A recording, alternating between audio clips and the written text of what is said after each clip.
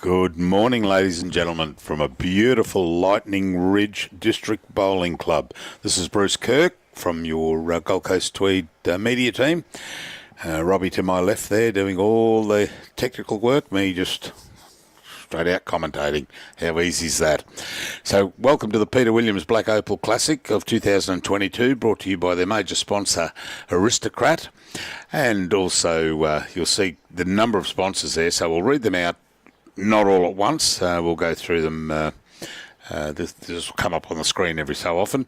So we've got Aristocrat, we've got Chambers of the Hand, which is, I'll talk about that later, absolutely unbelievable. John Murray Art Gallery, By Right Home Appliances at Walgett and Lightning Ridge, and Carlton United Breweries. We're at the Lightning Ridge Bowling Club, and staying across the road at a motel, the Walluнгalla, is what they own, the motel, the club. And all I can say is the hospitality so far has been unbelievable.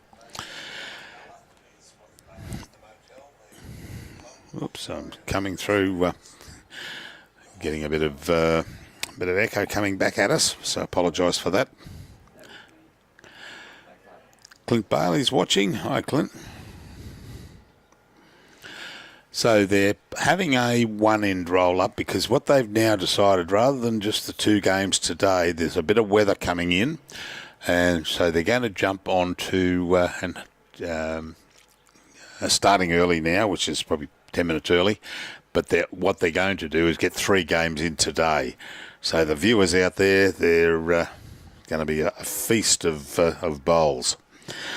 This morning's game is Doug Kleinhans and Jimmy Keleher, and I believe so. Yeah, yep. Is there a bell? I'm not too sure if there's a bell at all. We're right. I don't think so. Just go. No. Yeah, so with the team of Brian Heap leading, David Jones is the second, Max Jaffray is third, and Doug Kleinhans. They're brought to you, their sponsor,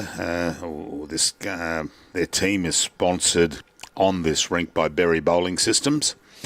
And then you've got the Jimmy Keleher is skipping, Rob Hammond is third, John Hammond is the second, and Greg John is leading. Their team is sponsored by Tui's. So they've had their one-end roll-up. They're trying to cut things down as quickly as possible. James, welcome aboard, mate. Yeah, mate, we are well. We had a safe trip out here, and it's always good to have a day up our sleeve to help to set up, rather than try and set up in 2.5 hours that we normally try and do it in. And we're very relaxing. But, yeah, welcome aboard, and any comments, throw them through. So it would appear that Dougie Kleinhans has won the toss, but well, that might be no, beg your pardon. That's Greg John. Now, what's going to trick us all day today is they have a commemorative shirt each year, and all the players wear the same shirt.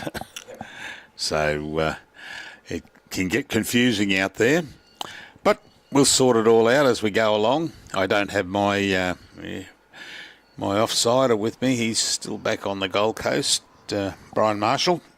He's getting ready for the Champion of Champions up in Mackay. We get back there on Friday in the morning. I jump out of the bus. Robbie jumps into the passenger seat to have a sleep. Brian jumps in the driver's seat, and they're off to Mackay, and then to Townsville after that for 2 days. So it's a hectic schedule, and if we get a chance, I'll run through our schedule. It's amazing what we've got on coming up. So Greg John going down his second. It's to differentiate each section and each club. Each team has a unique colour for their bowls. So you can see Doug Kleinhans' bowls team. They've got the pink markers on their bowls. And Jimmy Keleher has got the yellow, which makes it so much simpler for us when you've got a couple of bowls that are the same. Welcome on board Sue McKenzie, Dean, Polky, and we just bowls. Queensland's comments are just coming through a little bit late. So while they're kicking off here, that's Johnny Hammond's bowl there, and we've got the 2 seconds each playing with black bowls, which makes it a little bit confusing. But we got out here on Friday. No, we didn't. Sunday, I beg your pardon. We got out here on Sunday. We had a good trip, a few hours. We called into Nindy Gully to have a look at the pub. Nindy Gully, I'd never seen that. Family had been there camping. Robbie had been there a couple of times, so we just went off the highway about 2k and jumped in and had a look at Nindy Gully, and then down to Durham Bandy, down to Hebel, and then down to Lightning Ridge. And it's it was a good trip. We they've put us up across the road at the Walluнгalla. I'll say that again. Walluнгalla Motel. It is good lodgings, and we've been looked after admirably by the team here. We got Peter Tonkies, who's the games director up here. People on the Gold Coast will know Peter from South Tweed. And Scott Bailey, he's the Chief Executive Officer up here. He's they can't do enough for us, and it's fantastic. Robbie Hammond coming in here. It's just like he's going to crash there, but gets a nice little trail through. So I'd say that Rob's probably could be holding shot there, but may well be the blue bowl of Greg John. Maxie Jaffray on the mat. A lot of people know Max down from the Gold Coast.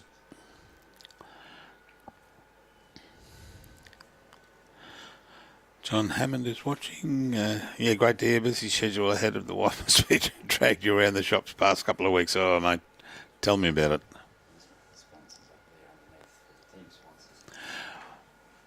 Oh, okay. You can see on the top right hand of the screen we've got each team sponsor.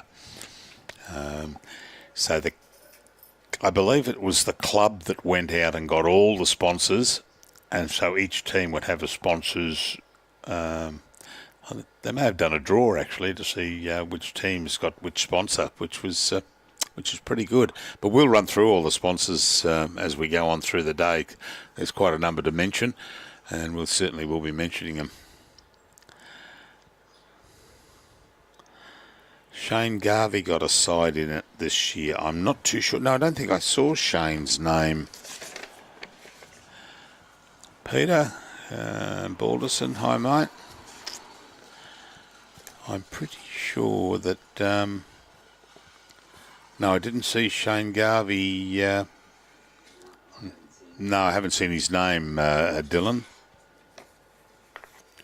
Alison Donnan watching from Scotland. And Benny Walsh.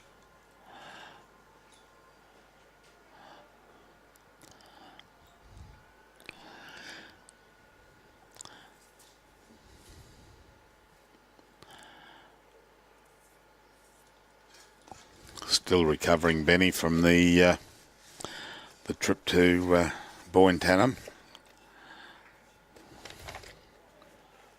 for the Lozelec that we were up there for just recently.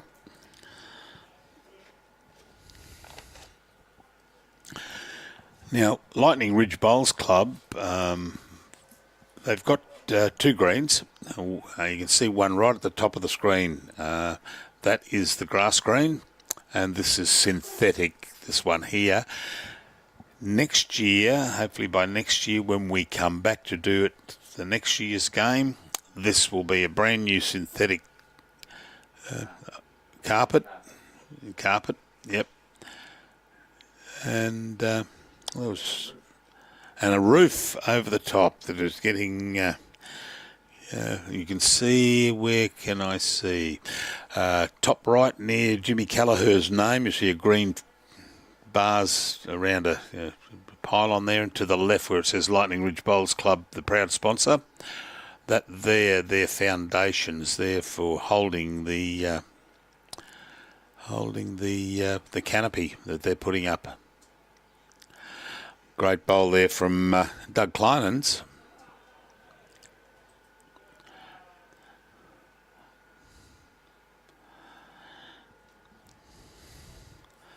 Warren Downey, look out, Robert Hannon running after his bowls.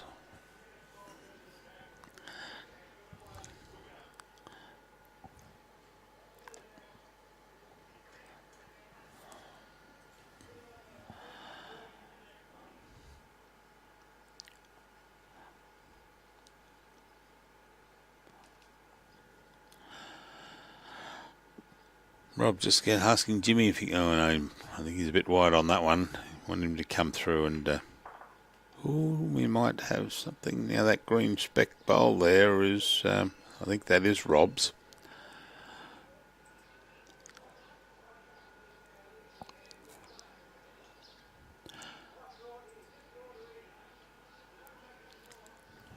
Yeah, I'm not too sure what... there we go. No, he's... certainly got it. Dougie Kleinhans holding there.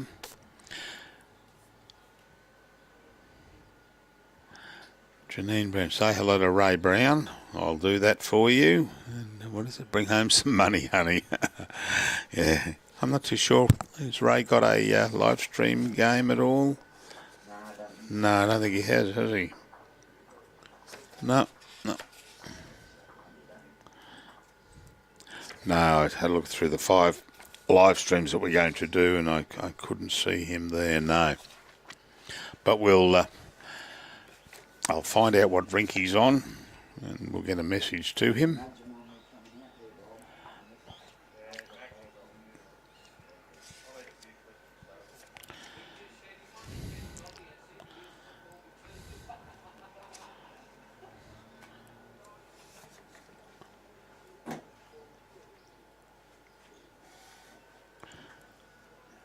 That was one to Doug Kleinhans. You can see some marks there. They're like stitching marks running through, and a big shout out to Adam Webby here at the club. He's the greenkeeper, and he works like a navvy. Great little fella, and he was telling me they're digging this up. He says they try and keep this as smooth as possible, even though that's some stitching across there. But and it runs pretty well actually. Yeah, the stitching's on a diagonal, which is unusual. Now, see where it says Doug Kleinhans on the screen? You've got Maxie Jaffray standing there. Well, that's us just behind the Lightning Ridge in that little room in there. Comfortable room. Robbie's lying down on his sofa that they brought in for him.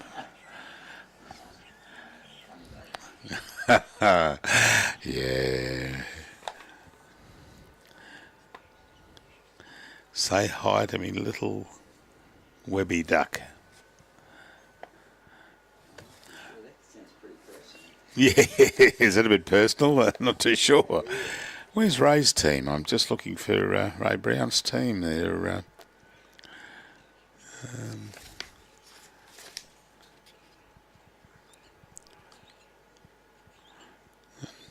Oh, there it is. Yeah. So I presume now Webby Duck. That's either Adam Webb or David Webb. I'm not too sure, Janine. So I won't make a guess. Lukey Day watching. How you going, buddy? Good to have you on board again.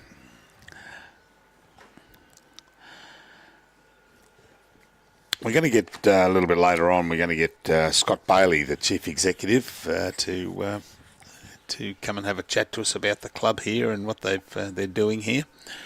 And also we were going to get Peter Tonkes in to have a chat to us, but unfortunately Peter's the umpire, or one of the umpires for the day, so we'll have to be careful when we get him in here to have a chat.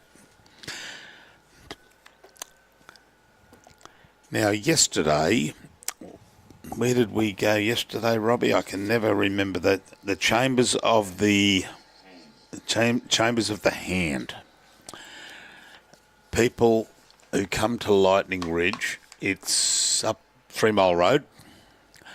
You go up there about, felt like about 10 mile. It was about a couple of mile up the road, and you go down 84 steps down a shaft.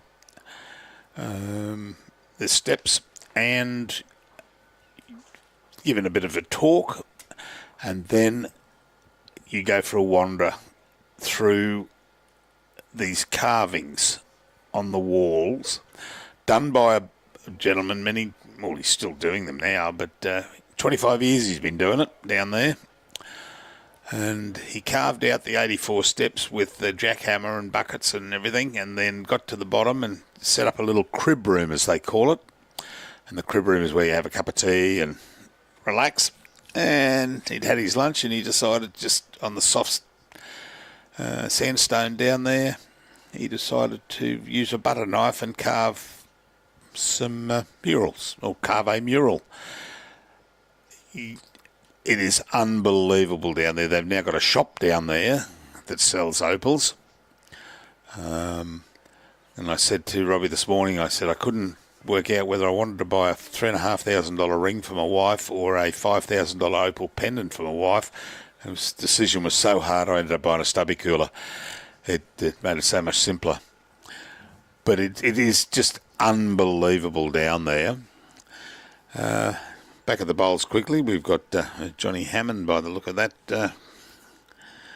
John Hammond holding a couple of shots there, the 2 black bowls with the yellow ring. And I'll get on to it a little bit later, ladies and gentlemen. Just a bit of a brief overview of Lightning Ridge. A fascinating story, and thanks to Wikipedia and information.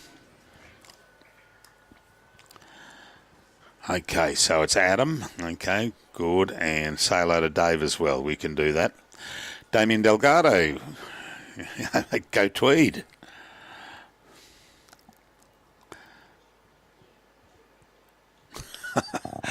Yeah, well, we got it in from the local psychiatrist. Robbie keeps breaking his stress ball. They're playing on Troy. They're playing on 2 greens. The upper green there, the grass, and then down below here. But because there's 30 teams participating, 8 rinks and 7 rinks. It's just magnificent. We'll try and get a sweeper shot around there to have a look at the people that are out there. But it's it's you just drive down the road and you see a massive tower and you see this club, and it is, you go inside and it is as good as some of the other clubs around Queensland, the larger bowls clubs around that we've toured around Queensland. Some of the larger name clubs. This is it's for Lightning Ridge.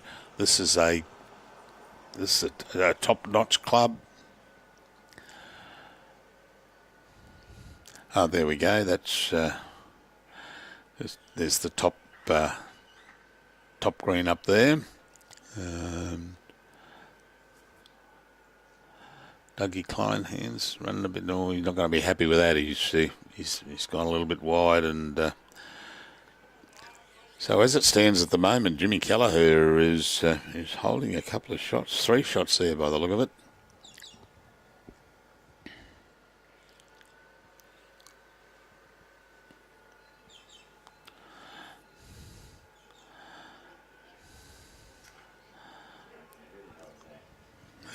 What's that on?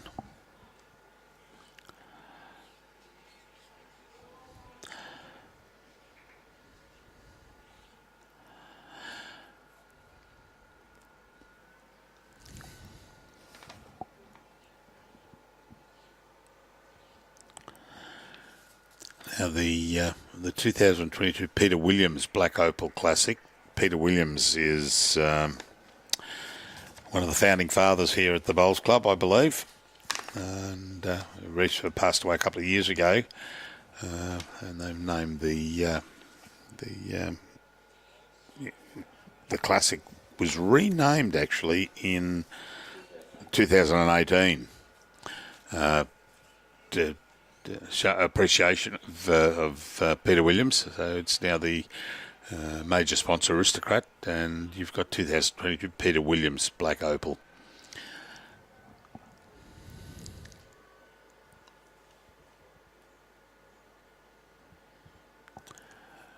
Yeah, a little bit of a wispy breeze here, mate, James. Not going to affect them too much here. Maybe if this storm blows in or this rain blows in, that's going to cause a bit of concern. Looks like it's, yep, 3 it was. Maxi's got 3 hanging down there, his fingers there. And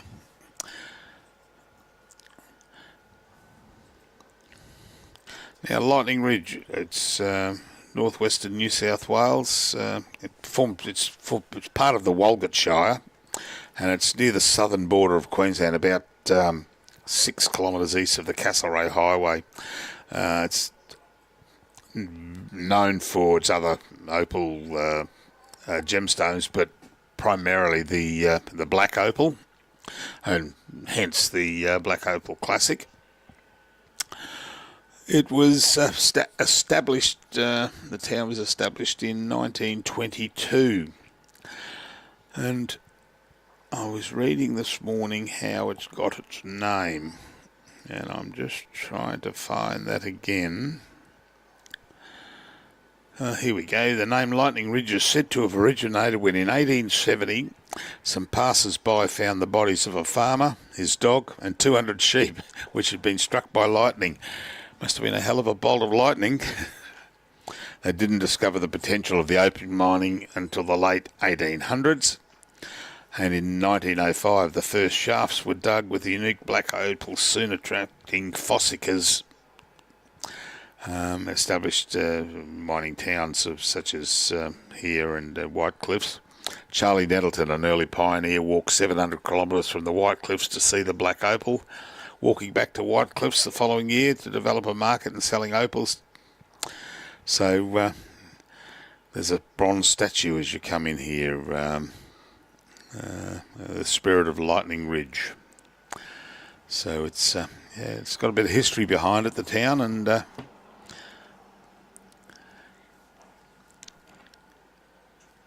Robbie went uptown, for want of a better term. We needed a 25-metre extension cord was too long, and a 10 was too short, only at one end, and the 15-metre was what he needed. So he went up to the shop, and he fell in love with this shop up there called, what was it, Mr. Cheapy? Yeah, Mr. Cheapy. Absolutely everything you wanted. And he said it was a magnificent store. Oh, great bowl there from Brian Heap. He just he loved it. He'd like to take it back with him because it had everything. The only thing it didn't have was the wet boxes, and we needed to buy, but we'll pick them up on the coast.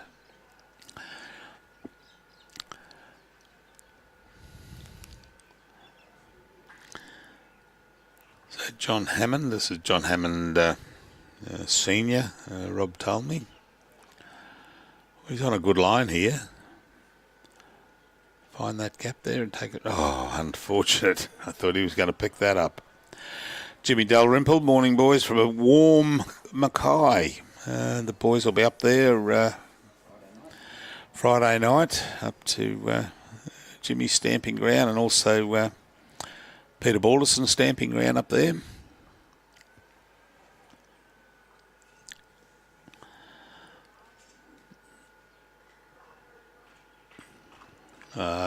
Good reply there from David.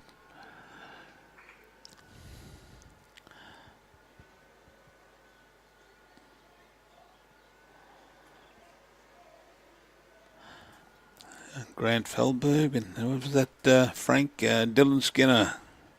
The year Shane Garvey was runners-up that year. I started playing bowls.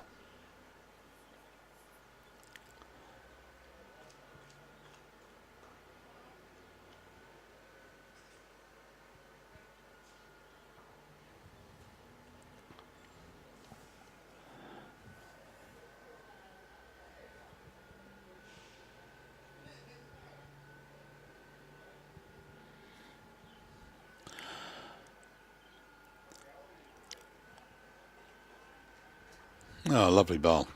They're drawing well, Robbie. Yeah, it's...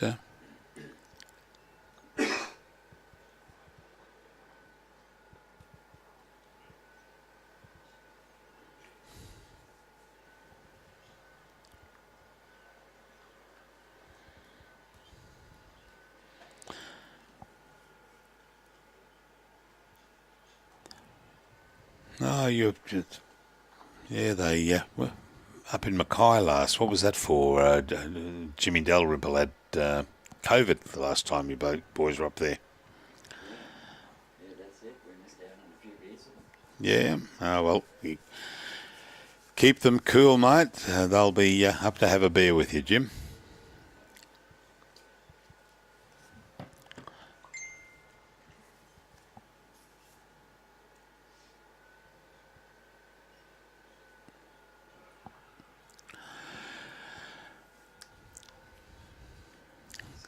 Maxie's bowl's got a swing in. It's coming in nicely. Has it got the run on it? Come inside there. Yeah, good bowl, Max. Yeah, well done. So there's a few there for Dougie's side. Probably looking at a good 4 there, or a bit of a run at it. He's get that front one, might skip it. Oh, there we go.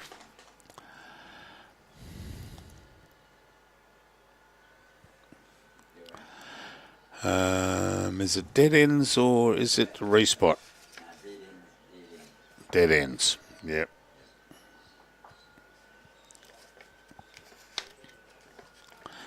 So back to the start. That was a good run off there by young Jim. He oh, it was Robbie. Yeah, Robbie. Yeah, got that.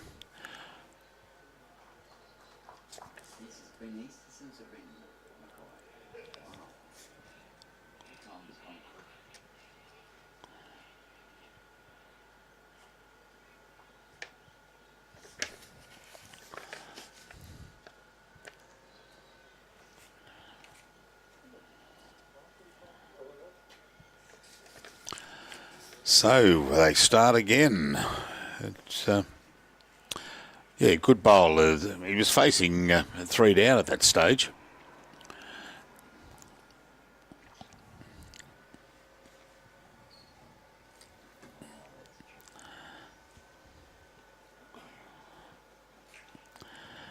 Damien, I'm not too sure. I'll check with Robbie. Is there a link, Robbie, to the players, the draw and the players that are playing?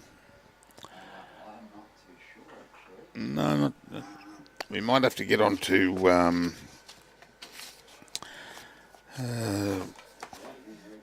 Scott Bailey. They may have it on their Facebook page or their web page. Hello, Lynn. We're looking after Max, making sure he's behaving, which he is.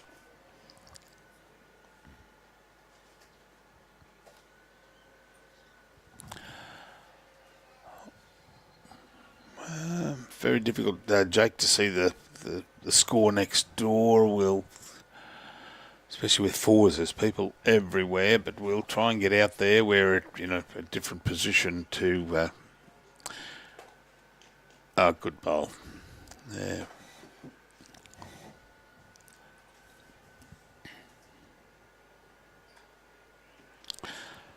No, killed ends don't count. No, it's just restart the end. And ends, I believe it's 18 ends. 21, is it? I thought they'd mentioned... Oh, here we go. Sectional play consists of 21 ends.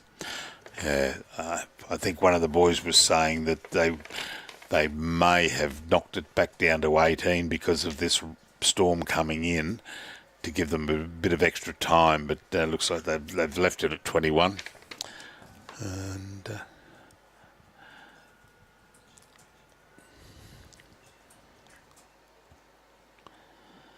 Damien, Robbie's just going to look up to see if we can find that, if there is a link as such. If not, we'll probably talk to Peter Tonkeys or even Scott Bailey. Scott might know if it's up there. Derek Harper watching from Buckhaven in Scotland. And I don't know where Buckhaven in Scotland is, but I'll soon find out.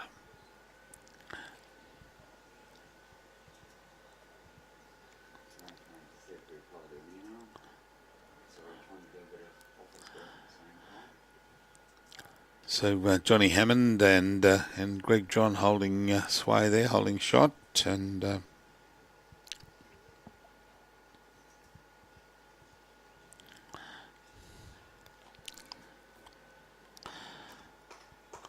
so we'll have a look and see.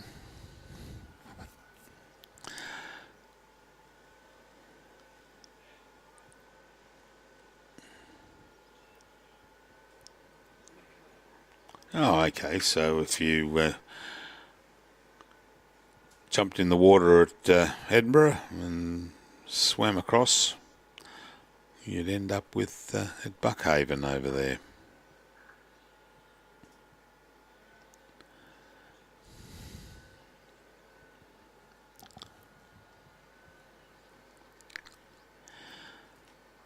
Okay, so from Edinburgh over Dunfermline, Kinross, Kirkcaldy, and then up to Buck. Yep, fair enough. All right, now we know where you are now. Oh, it's in Fife. Okay, thanks very much, Derek. They seem to be taking turns here at holding shot. Doug held the first. Jimmy's team held the second. This is the third, and backwards and forwards. With it was a shame there because there was Dougie Kleinhans was holding a good 3 there before Robbie Hammond ran him off that and killed the end.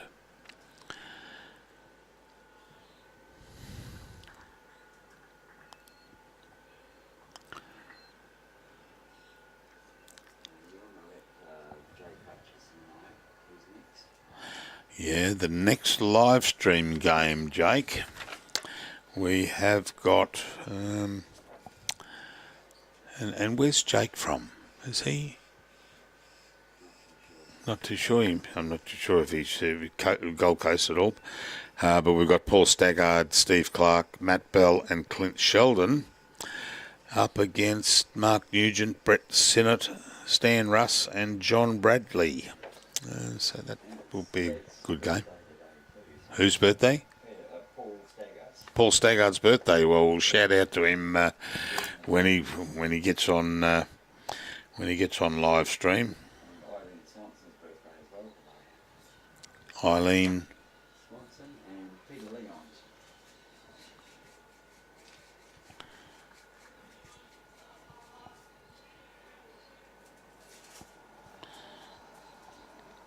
Okie dokie.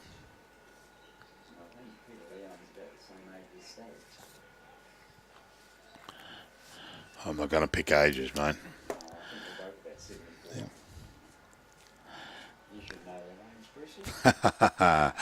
No, mate. Yeah, same age as me. Thank you very much. Young at heart. All right, Dougie, going to get this away. Ooh, came off on a bit of an angle there. That bowl needs to come through that gap there, which. Oh, good effort there, Doug.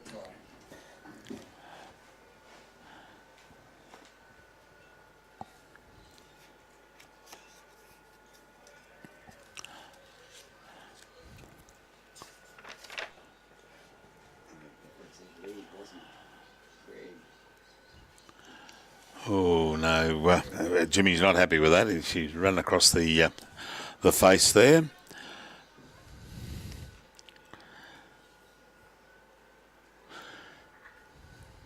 That last bowl that came away a little bit smoother. His previous bowl just started out of his hand with a bit of a wobble on it. Got to get under there, Dougie. Oh, great bowl. Did he fall in for the shot? Yes, he did. Yeah. Well done. Good save there. Well, his first bowl was, as I said, was a little bit wobbly coming out of his hand, and it went to a nice home, but he corrected that, and yeah, well done. Oh, thanks, Jake. Down at Yamba Way. Okie doke. Huey, Aaron Houston's watching. Welcome aboard, Aaron.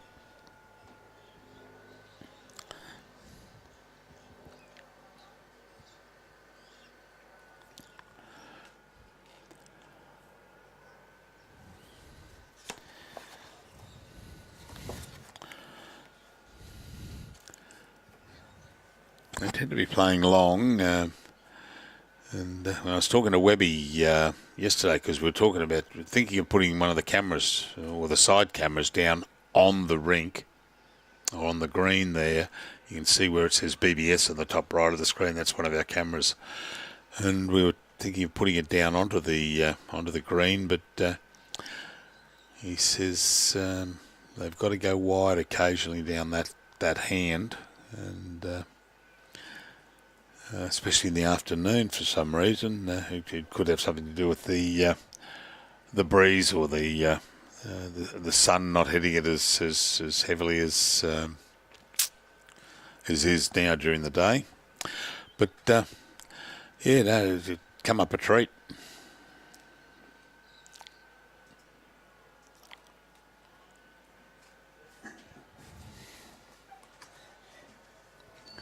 See if there's a link somewhere to the themes.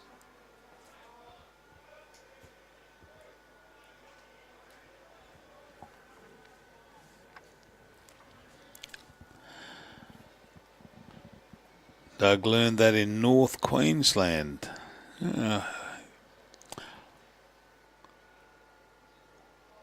Whereabouts in North Queensland was from Dougie from?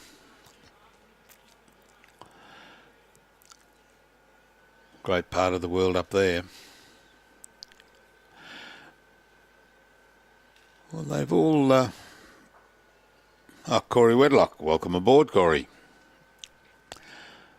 Yeah, they all seem to be going a little bit wide here on this forehand, and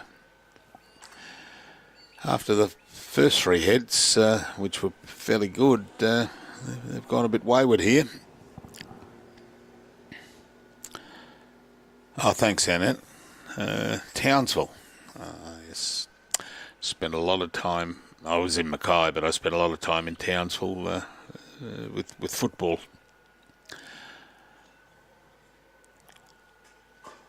Well, John, geez, you're not happy with that, David?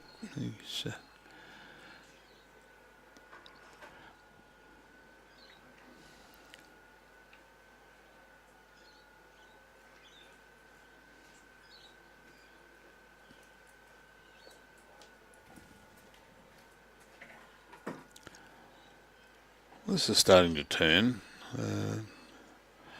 but still not a happy head.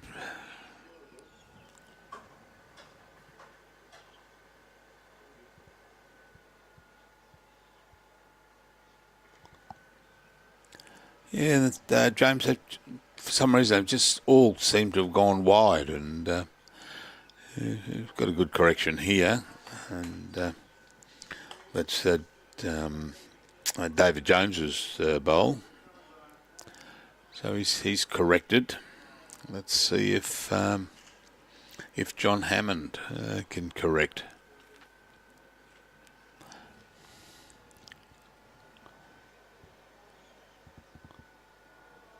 Oh, okay. Well, we can talk to him about the Dun Cup. We're up there for this year's Dun Cup. Had a fantastic time. Member of Jubilee. Okay.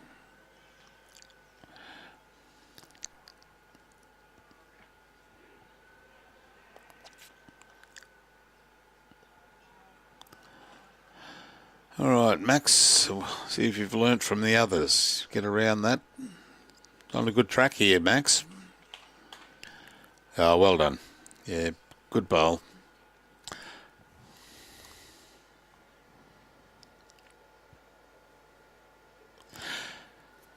Yeah, Jubilee Bowls Club. I remember having a look through the list that Muddy gave us up there when we were up there at Cutharinga. And it had the list of the Dun Cup winners. I can remember Jubilee and I'm scratching my head trying to think. I think they've won, was it 9 Dun Cups? I may be wrong. Ingham had won a few.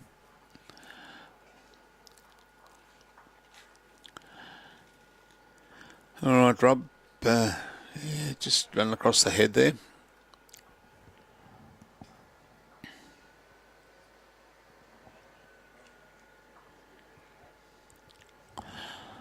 Rosemary, welcome aboard.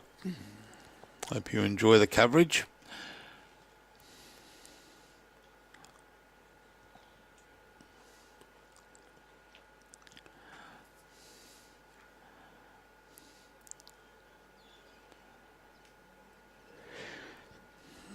All right. No, Rob's cut again. He's got to get around that, come around the back of that black bowl, left of screen there. That's the track that Max brought his bowl up, and as you can see, he's sitting there on shot.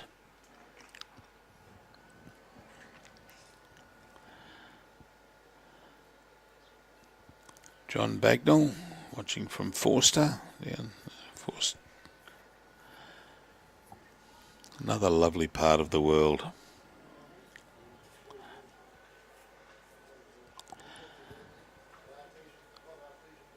And Rosemary from Charlestown. I'll have to look that one up, Rosemary. I don't know where Charlestown is.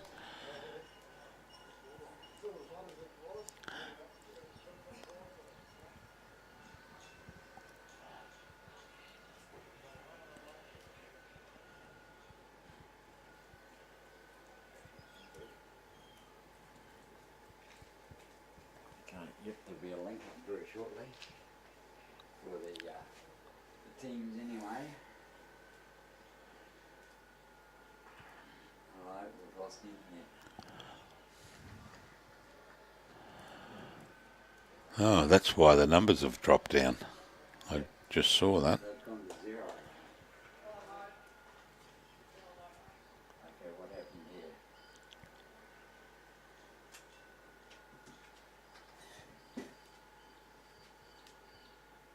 Everything's still on there. Okay. Oh, bloody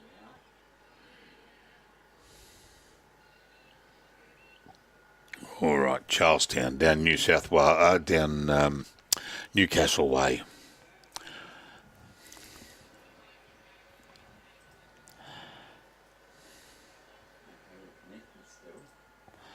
We're still connected. You're kidding me. Unbelievable. The voice you can hear in the background there is Robbie. So you may have a technical glitch with the No, it's still saying it's streaming, but it's not going out. not going out. Yeah, it's telling me it's perfect streaming still. But I've lost, it's on YouTube still. I've lost the Facebook.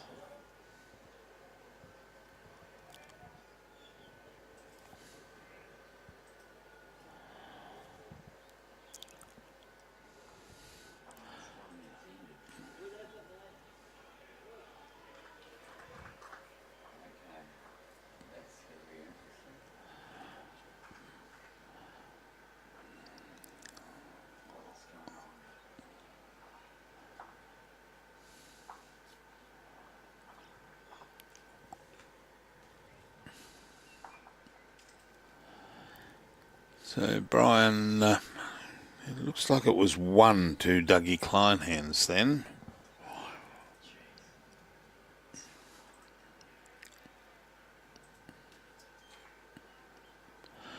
That's Brian Heap on the mat. So We'll just check, just as they put their hand up to show how many there was. Someone walked in front, but I could see the scoreboard's 3-3 down there, so there must have been the one. Yep. Well, they've narrowed this up. They brought the mat up a little margin, and it's shortened it up probably 3/4.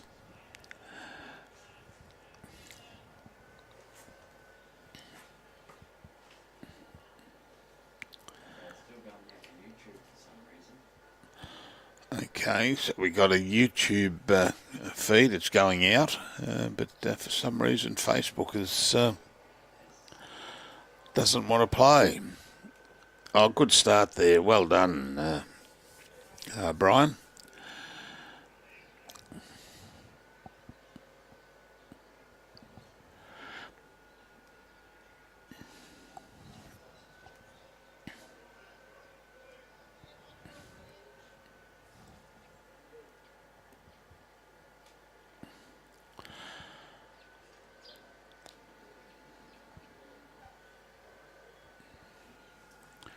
And a good reply there from Greg John.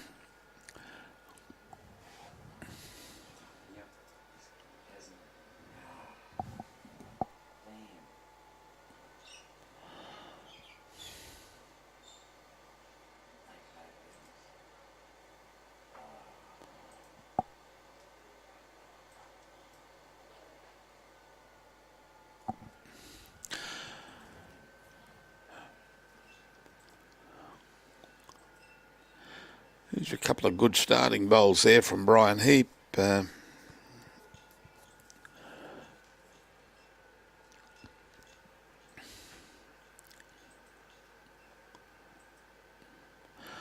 this is going to go to a good home if it turns enough. No, it's not turning.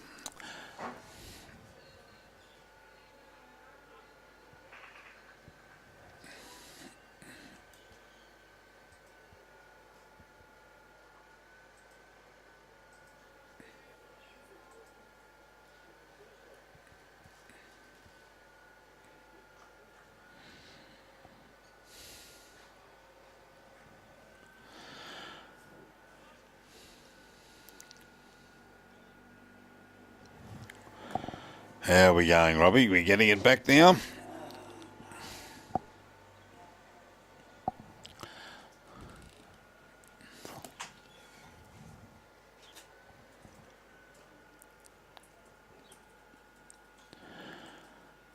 Oh, not going to turn in, no. Unfortunate there from John Hammond.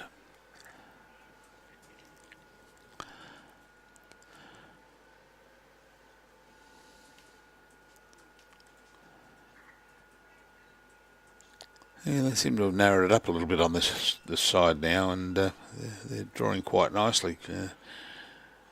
That previous end must have been just an anomaly.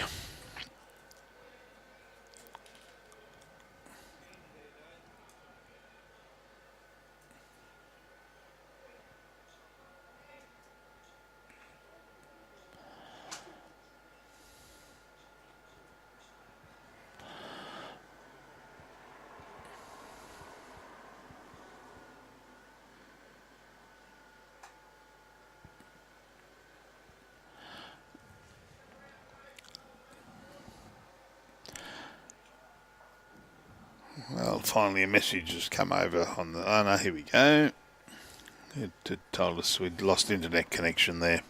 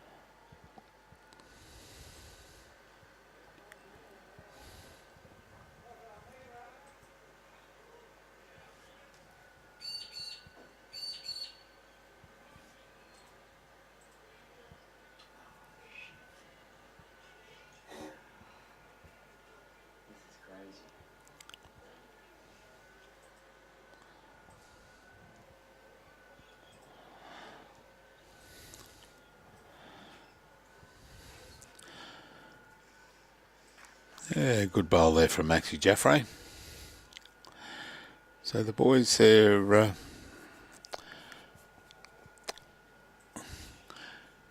Jimmy wanting to get Rob to come into that pack there, because there's quite a number of the pink markers there. I can see Brian's 2 bowls. You've got Max's to the left, and also you've got the black bowl there of David Jones.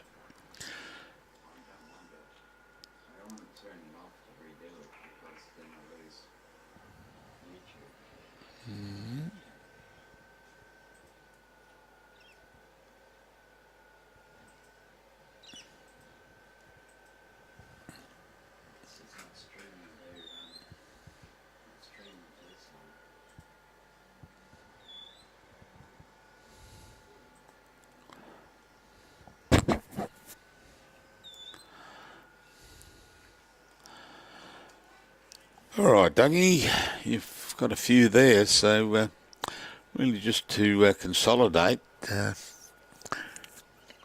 Unfortunately, the green bowl there of Robbie Hammond, straight up the line, is going to be a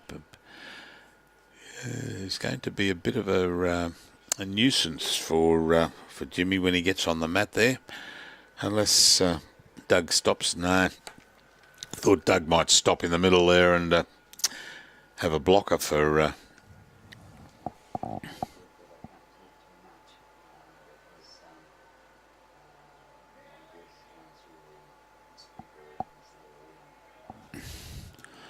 Oh, it's got serious now. Robbie's on the phone to someone to find out why.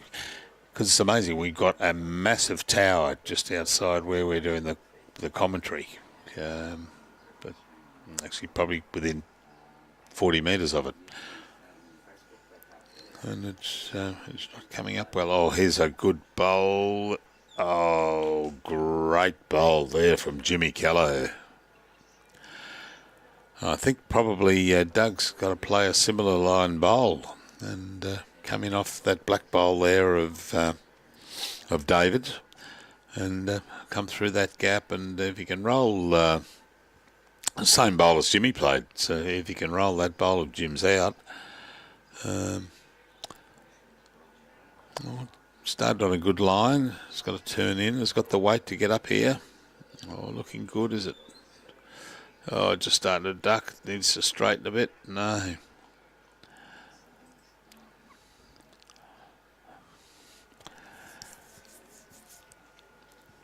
Yeah, Robbie Hammond signalling they've got one at the moment, and no, they're just going to take it. It's and it's rightly so, or sensibly so, I should say, because it's very difficult there for Jimmy to get in, and he can punch up one of the bowls of Dougie's team, and yeah, good choice, good decision.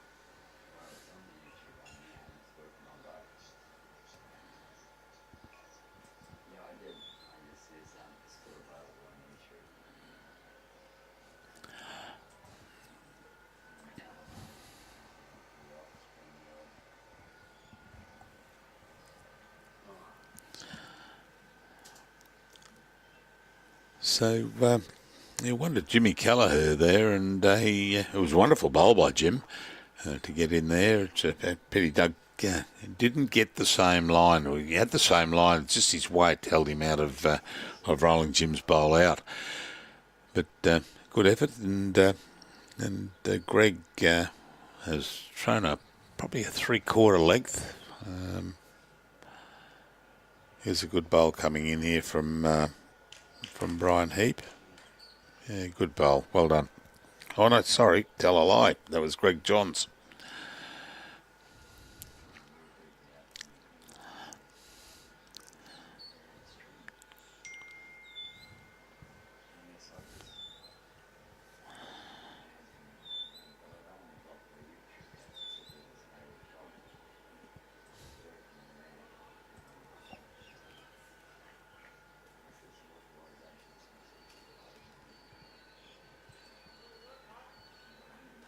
Oh, good reply.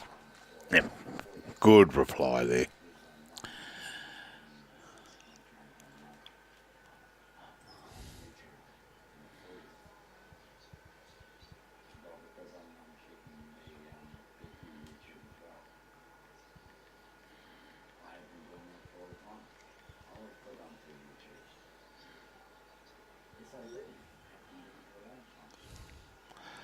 Oh, across the head. Not happy there, John. He walked away shaking his head. Not happy at all.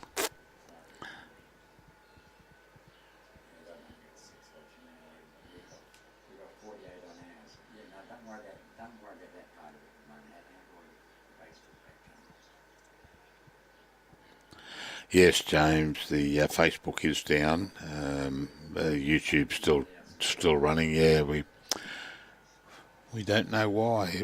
Everything was perfect, and then just a glitch.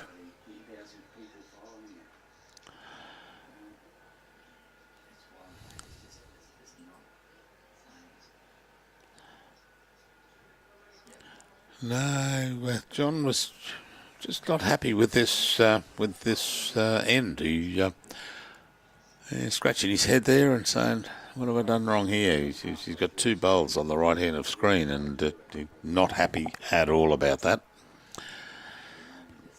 And David Johns bringing in the bowl there. Has he got the legs on it? Oh, just pulling up short.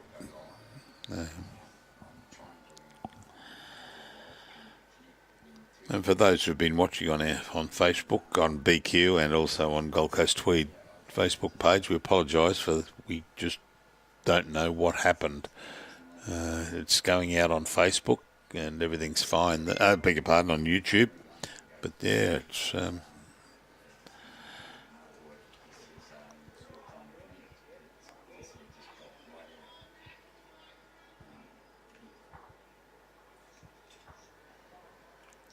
thanks, James.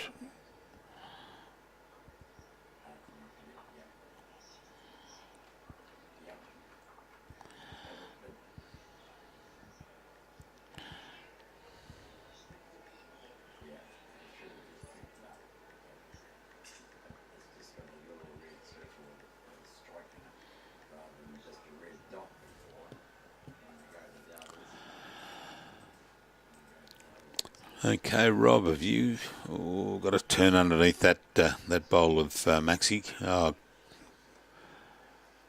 Found a nice home there.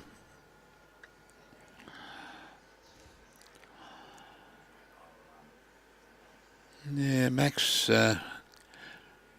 we don't usually, we never criticise their decision of, we can only make our suggestions known, and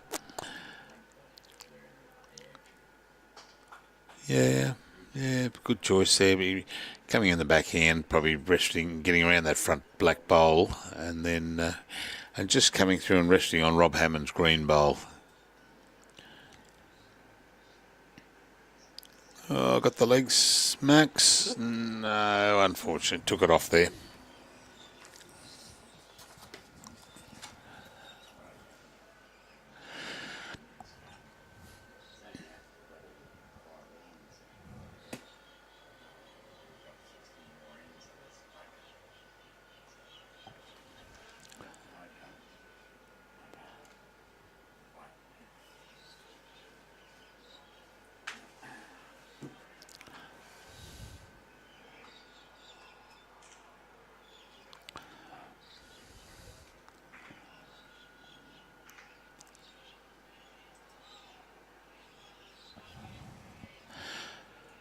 I'll just check with Robbie. What do we find the problem, Robbie? No. But it's still available on YouTube. So Yeah. I just got a text through my private one with James. I'm going to put a comment up where to go and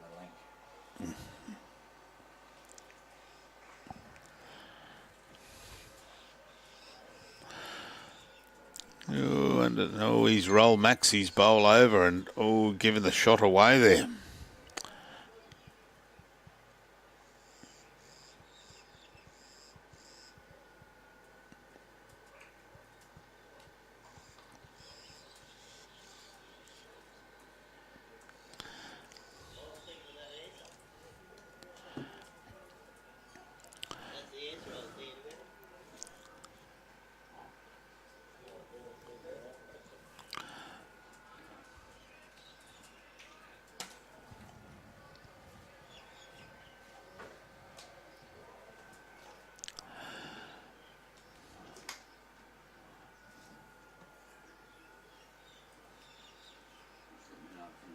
Where's the jack? Sorry, I can sort of just see it.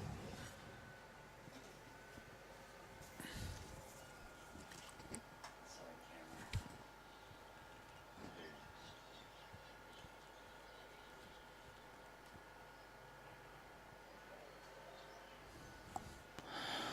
Okay, yep. And we'll just, the Robbie fixing up all this problem that we've got, we'll just update the score in a sec when he's finished doing that. Oh, good try there from Doug to, yeah,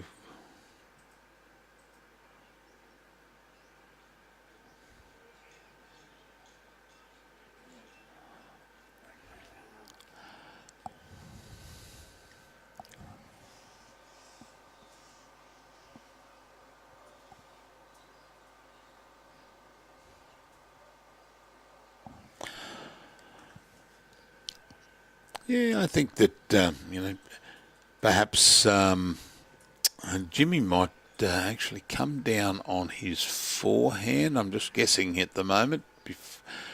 But yes, and really just got to get Max's bowl there, and if he can roll it down or sit it down, it looks like the jack would go across to the green bowl of Jimmy's.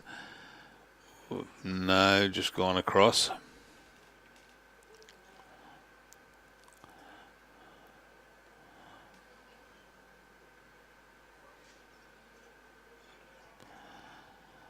Be careful there, Max. My suggestion: backhand onto the green bowl of Jim's. But as the listeners and viewers are aware, my calling and my of end results is takes a beating over the course of the weekend.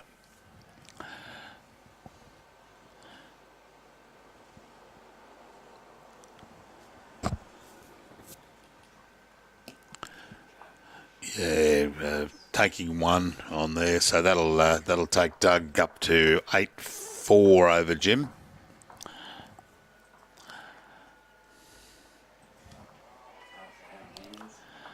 And that'd be 8-4 after. Yeah, 8-4 after 6, correct. So we've got that. Yeah, apologise for not bringing that up to date, but with this Facebook problem we had, we're still going out on YouTube, which is. A link to our Facebook page. Okay, for those on our Facebook page, there's a link to the YouTube that you can go to. Until Robbie can then pull what hair he's got left out, we'll try and find out what the problem is on Facebook. No, no, well, they weren't. When they went there, you should have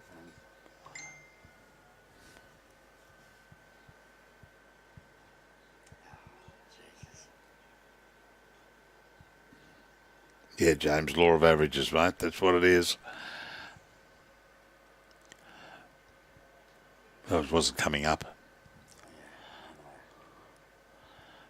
Yeah, it wouldn't come up because it had no feed, but everything went wonky here. I lost everything. So was it a block from somewhere? No, it's not a block. It's just the Facebook live feed portal is playing up by the look of it. Okay. Because I just cannot connect the RTMP. So the Facebook live stream portal, that's well above my pay grade, mate. It is. Yeah, we know that. That's why I didn't want to. Yeah, you lost me at portal. Mind you, I had me portals packed to come up here, so it must be the same thing. Oh, good bowl here from... oh, yeah, lovely. Just a little nudge from Brian Heap. Yeah. Okay, unfortunately, Facebook video is having a few dramas. Will not allow us to reconnect at this stage. And there's the link to YouTube to be able to watch. James has done that from over in Scotland, so...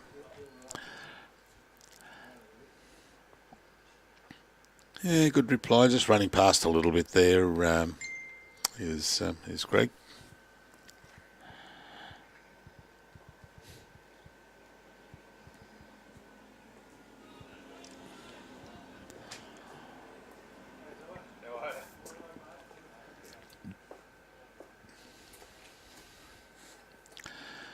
Yeah, good reply from...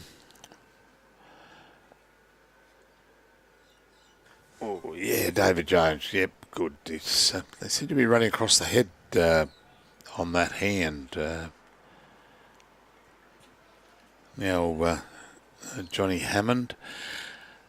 Hope he can improve on his last end. He was totally dejected. He very disappointed with his last end there. He was shaking his head, scratching his head, couldn't work it out. But what we've seen in the first couple of ends, he'll certainly get back to that standard and correct himself.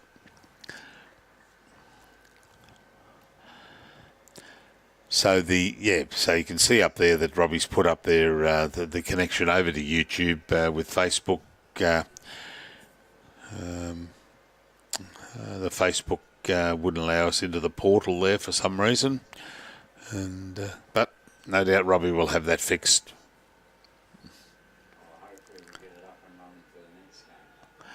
Yeah, we'll get it up and running as quickly as we can.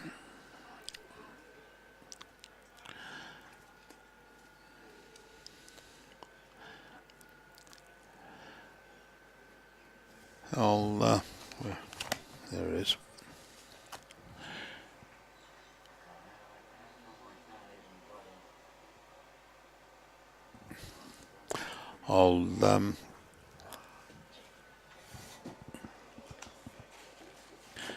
Can you bring those up, or at the moment?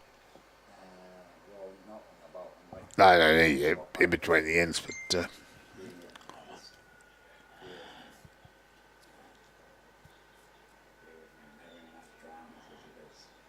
yeah, too true, James. Yeah, once you go narrow, it's across. Very similar to me last Saturday on a 22nd green with the wind blowing at my club.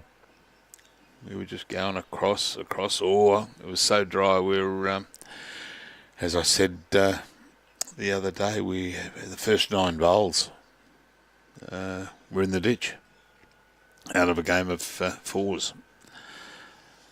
Oh, good reply. Yeah, well done, Rob. So that's taken the shot back over there.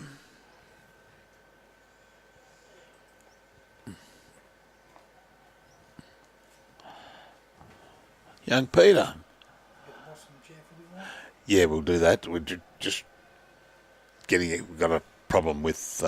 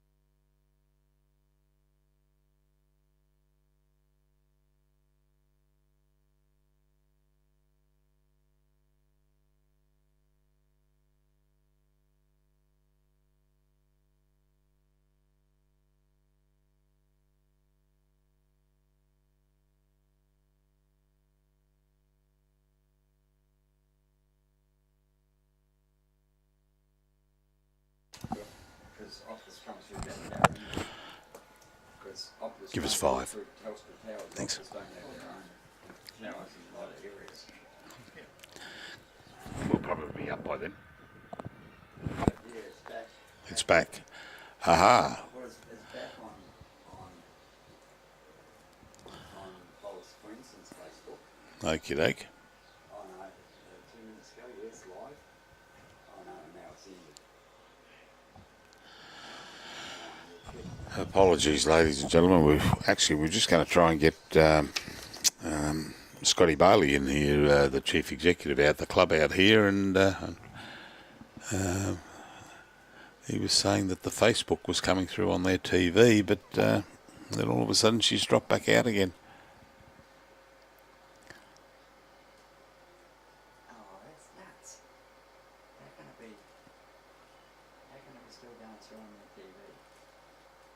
You just let me know if I've got it. Yeah.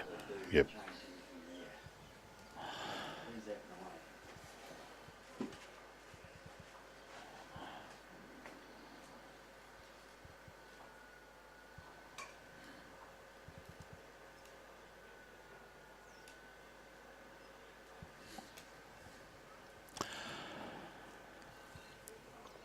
So Robbie Hammond holding shot there with that green bowl at. Here we go. It looks like we're coming up again, Rob.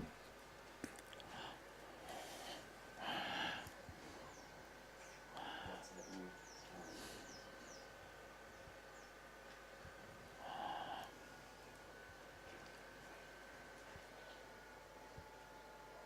Whoops, why is it on that?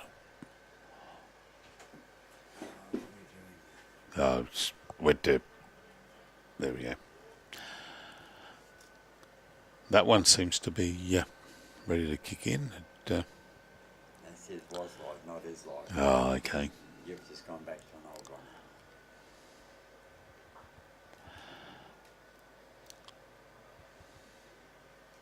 And that's not live either.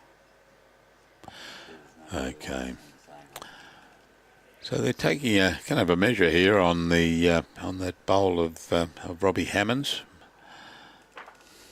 I don't know how they're getting it on theirs inside. Because it's not going out to the rest of the world. And it's not going out from here either. So if it's not going out from here, they can't have it. Must be the earlier ones.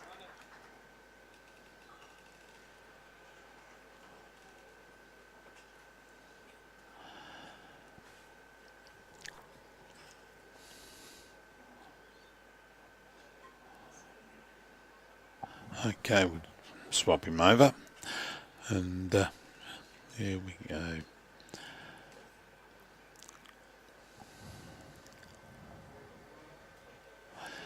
So Jimmy Keleher then just picked up a shot there. So after 7 ends, we've now got 8-5, and again throwing probably 3/4 length, and because as you probably gather, on the full length, they're just having difficulty where they're crossing over the head.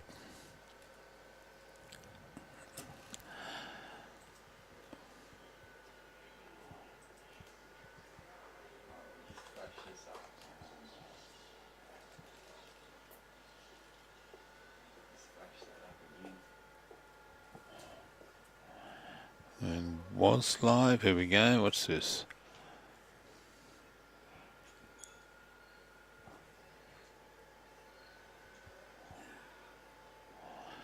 Where are we? Where are we? We've got to be on here somewhere.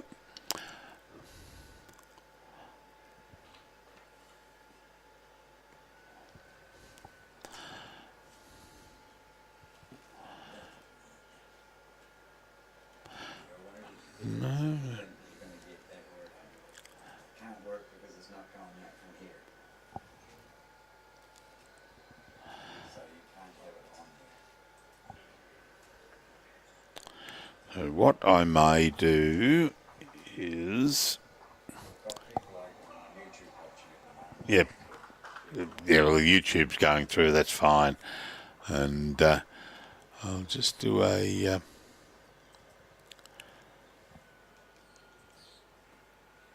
Okay. I'll just pull that to one side and I'll grab that chair behind there, Scott. And what we'll do is we'll get Scott in. We'll get Scott in and have a bit of a chat. Once we get back out. Yeah, good stuff. Yeah. It's no use having it on that, Bruce, because you're not going to get comments on there because it's a dead one. Well, it's the same as that one. It's a dead one. All you do is you get any comments coming through here where I'll be putting those comments. That's the only one you're going to get.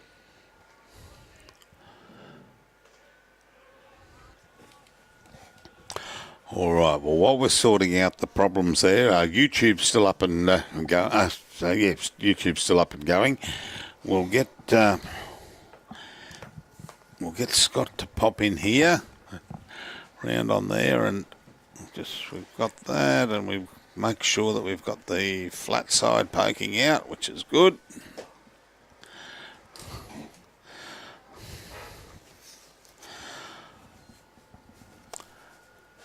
And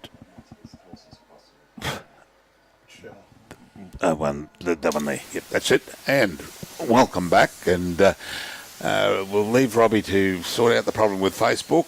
And YouTube is coming through quite clear, we're led to believe. And welcome to Scott Bailey, who is the CEO of the Lightning Ridge Bowls Club. Welcome aboard. Thanks for having me. Great to have you fellas here. Oh, it's fantastic. It's we've been just giving a bit of a history of thanks to Wikipedia of Lightning Ridge. How many facts have you got wrong? Have you learned about Paul Hogan? No, I saw the bit about Paul Hogan claiming that he was born in Lightning Ridge. The Australia's first, I think, tap dancing knife thrower. That's it. That was his first New Faces show. Sadly, right. lost for all eternity. So lives right. on in legend. Yeah, it was quite funny actually. I read that. I thought, no, I'm not going to read that out. But there was the fascinating bit that I found about. They call it Lightning Ridge because they found the farmer, his dog, and 200 sheep dead from a lightning strike. I thought that's one hell of a lightning strike. I'll tell you, the lightning storms around here are spectacular because of the ironstone in the ground. It attracts the lightning like there's no tomorrow. So they put on quite a show when we get one. And you might get to see one yet. So the weather's not looking too promising for the next few days, sadly. No, it was... so which way's it come in from, Scott? Usually comes in from the west. Okay, so, you get a good feel for it that way. It looks like that's where the front will come in from again. So sadly, the predictions I think are that it's all going to be around the Queensland border, and of course we're only about 65 k's from Queensland here. Yeah, there was that up towards Hebel. You go. Now, hang on, Hebel was that? Is Hebel in Queensland? Hebel's in Queensland. Hebel's in Queensland. You go through Hebel and then cross the border there. Turn left at the pub. I think was it a pub? There's a pub. That's right. Yeah, because we were in the big truck with our little touring van there, and we got to that intersection to turn left at Hebel, and there was about 4 blokes sitting outside the pub, all gave us a wave. And that's a very popular pub. They put a good feed on there. You've got time to sneak up. Yeah, good food here, I tell you, at the Bowls Club. Yeah, no, we're doing okay. We had a look. I did a bit of a count, and we 100,000 meals we put through last year. Gee whiz. And that's not including functions, and we probably do 150 coaches a year. It's a big tourist town. The season runs from about March till October. Yep. The accommodation is regularly booked out in that time. And of course, Lightning Ridge is one of the 2 outback New South Wales tourist destinations. So here in Broken Hill are the 2 towns that everybody likes to go and visit. As you come to Lightning Ridge, everybody gets a bit of Opal fever, and they want to go fossicking or down an opal mine if they're feeling really adventurous. So there's plenty of interesting things to see here. Of course, very clear skies when we're not about to be imposed upon by thunderstorms, and the stars and the sunsets are truly spectacular. Yeah, well, I tell you what, I sent a message to my wife with the photo of the 84 steps down to The Chambers of the Black Hand. Yeah. The number one tourist attraction. No, Yes. they're okay going down though, aren't they? They only hurt coming up. Oh, they're fine going down. We took a photo, and then we got down there. We met a young fella down the bottom there. He gave us a bit of a talk about how the carvings began and what it was all about. It started off as a bet, the steps, and $100. Yeah, well, Was a $100 bet. fit as a Mallee Bull, old Ron, the sculptor is. He still comes up. He was here last week, and when he put the steps in, he did them 2 at a time. So like they were 1 step apart. So as you were setting the concrete, he had the dirt in between, so he could still walk up and down while the concrete was going off. So yeah, fabulous fellow, old Ron, and he still carves for us, and he's got emu eggs that he carves that you can. Saw them, doesn't with not a swage or a what was that tool that he was using? Miss Robbie, you'll know the name of that tool. We should be talking about the bowls. The bowls, yeah. Oh, look, classic. Now, Peter Williams, he was a founding member, was he? He was one of 4 people who set up this classic, the Black Opal Classic. And Right. So, Yep. and Peter ran it up until when he passed away, I think in 2017 or 2018. 17, I think it was, yeah. Yeah. And so this was very much his tournament, and got named in his honour after he passed away. And so $35,000 prize money. So the winning team will walk away with 10 grand. Yeah, we've got to go run through those a little bit later, and that's a great tournament. And so thank you to the major sponsors, Aristocrat, for that. And next year, we believe, it's not all locked in yet, but I'm pretty sure we'll get it over the line. That prize money will lift to 50 grand. Gee whiz. So that'll be a pretty serious tournament. And of course, the synthetic green you're all looking at now will have a beautiful shade sail thrown over it. And it'll have lights, misting fans, normal fans, broadcast cameras so we can stream this and add to the coverage when you guys come and join us. And yeah, that'll be in before Christmas, because pretty hard to play bowls in Lightning Ridge on a 50-degree day. You've got to be pretty keen. Yep. Pretty keen. So yeah, we've got a grass green here as well, of course, which you can see in the background, I think, on those other shots, right up a couple of steps. And so I think we've got 15 rinks in play today, 30 teams out there. Yeah, no, it's going. And a beautiful day for bowls. just the hard part is calling bowls when everyone's got the same shirt on. We thought it was hard when you just had same coloured bowls, but everyone the same coloured shirts. But one good thing is there that you're using plain coloured rings on the bowls, and each section's got the same colour, or each team's got the same. Each team, I believe. Each team's got a different colour. Yeah. Oh, that's great. Yeah, that's and they'll stay the same through the Yeah, whole that's time, right. so. Yep. And running through now, they were talking about it was two games today, 2 tomorrow.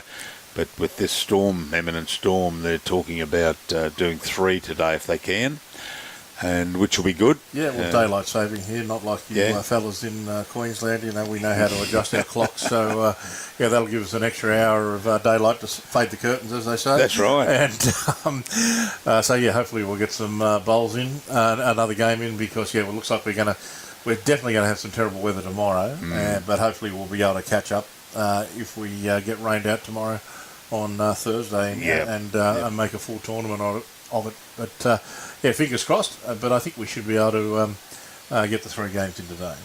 Yeah. That's good. And on the synthetic out there, is it? What's the drainage like? It's pretty good. It's really a question. The problem we have with the storms here is that they dump a lot of water in a very short space of time. Right. So if we get steady rain, drainage is not a problem. But if it drops like 20 mils in half an hour, drainage will be a problem. No, okay. So and that's the kind of storm we're expecting, sadly. So. But look, can I tell you, I have a theory about, especially where we are here. The nearest weather bureau is probably 800 kilometres away. I'm sure the weather department is 6 floors underground and they don't have a window. So you don't really trust the forecast here till you actually see it. You see what's coming through. So it may not be as bad as we all think it is. The last prediction, we were going to get quite a heavy downpour of rain, and then sadly most of the damage was done down on the Victorian border. So we missed the bulk of it, but the poor people of Victoria certainly didn't. So we send them our best wishes. But we won't get flooded at Lightning Ridge. There's 5 ways in and out of Lightning Ridge. You often hear you can't get here, but you can get to Moree, you can get to Narrabri, you can get out west to Burke, you can get down to Dubbo or out north through Evil, which we always talked about. So, and we're on a ridge, so we'll be fine. So if we all get stuck here, we'll just run another Black Opal Classic. We'll just back it up. That'll be fine. That'll be fine, and keep the cafe, the restaurant going, and that's right. keep the beer on tap. That's right. We won't run out of beer. We always carry more than we need. And when we have been cut off here in the past, they freighted it in. We've got an airport that's only about a kilometre from here. So, we won't have any problems getting the supplies in. Well, that's how we're getting up here next year in the live stream plane. Oh, you've got hey, Robbie. The corporate jet's on standby. The corporate jet, yeah. But Brian Marshall was using it this week. Couldn't join us with you in Mackay, is that right? Yeah, I wish he was. It's going to be a long road trip for them, but from here, I'm only doing half of it back home, and but I was talking to the wife. She said, "Yeah, it's raining on the Gold Coast there." But one of the boys I was talking to last night from Echuca. Oh dear, yeah. Yeah, he said he's got quite a large storage shed with everything, including his gun safe. And the worst thing about it, he says it's gone under. And it's a lot of equipment there that's gone under there. Well, the Murray River's a big river. When it goes, you wouldn't want to be near that. When you see some of the levee banks down there on the Murray, they're massive. So they plan for floods, that's for sure. Well, the steamboats that go up and down the Murray, I can remember being in Echuca years and years ago, then we had to walk down a couple of these ramps to get down to the water level where the boats were. And he was saying last night that those the steamers, they're on the same level as the road at the moment. Okay. Yeah, the rivers come up that high. Looks like Robbie Hammond just about to get drawn off that bowl, and from Max.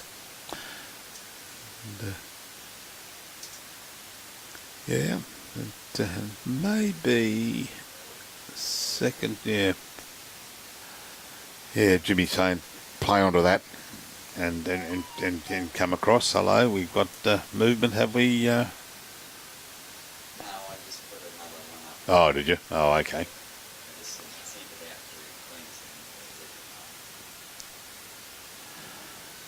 Oh, just going across the head and through the gap. Unlucky. Yeah, it's. I think that what Doug's trying to get Max to do is set that last bowl of Max's there, but also he's only got to roll or flatten that bowl of Brian's, and that's where it's heading. If he hits this and flattens Brian's, bad luck. But I'd say he's got second shot there himself anyway. Yeah, well done, Max.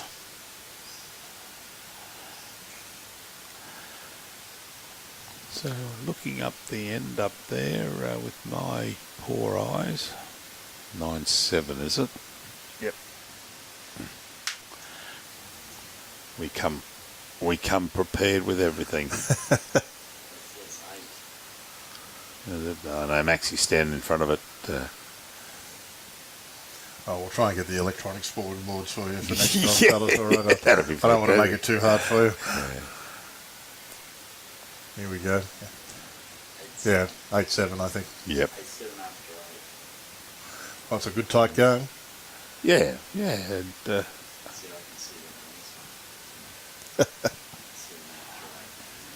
show off. That's the trouble when you got a button pusher, isn't it? Oh, yeah. We're supposed to get all the glory. He presses buttons and takes it all away from us. Never mind. So how long have you been at the club here, Scott? Just a little bit over 3 years. I just signed on for another 3 years. And you came from where? I was at Muswellbrook prior to here, so I ran yep. Muswellbrook Workers Club for 6 years. And yeah, I got back into clubland after about 12 years away from it. At Muswellbrook, I was out being a professional muso, believe it or not, prior to that. Oh, So playing what? playing the piano mainly. Oh, okay. But in fact, back in my misspent youth, I even played a gig here at the bowling club. Oh, really? It was one of the scariest gigs I ever played in my life. It felt like it should have been at the... Remember that scene in the Blues Brothers where they got the chicken wire? Yeah. Here we go, we're going to drive. Oh, no, didn't take it out. Yeah. But yeah, no, it's been good fun. We've done a $4.7 million renovation since I've been here. We've just made a purchase of a 32-site caravan park, so we take control of the Crocodile Caravan Park in about a month's time. We've exchanged on that. So where's that from here? That's about 200 metres up the road. Near the pub. Yeah, before you get to the pub. Oh, okay, On the right-hand side. All right.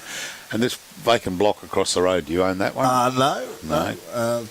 We've talked about it. We've got a DA to put a craft brewery in, so that's going to happen. Oh, that's going in the back here, isn't it? Yeah, that'll be going in the beer garden. Yeah. We push it all ahead. And, we'll finish off. Hopefully we'll start the next stage of the renovations in August, if all going well. Mm-hmm. And, so the club's come up a treat for a lot of people who haven't been here for a while. We couldn't run the Black Opal Classic in 20 or 21 because of COVID. That's right. Yeah. And so a lot of the players who hadn't seen it, the club was quite a change for them. So, we're doing lots of money reinvesting in the capital infrastructure of the place and improving the facilities for the members. Well, too true. I mean,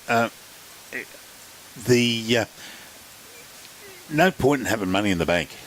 I mean, it's good to look at, but no point in having just money sitting there in the bank and letting the club, peter down. And you put it back into infrastructure within the club and improve it for your members.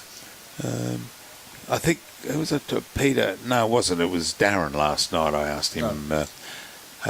You don't have a juniors out this way? Hard to get the kids? Yeah, look, it is hard to get the kids. I mean, the official population of the town is unknown. I suspect it's somewhere between about 4,000 to 5,000. Yep.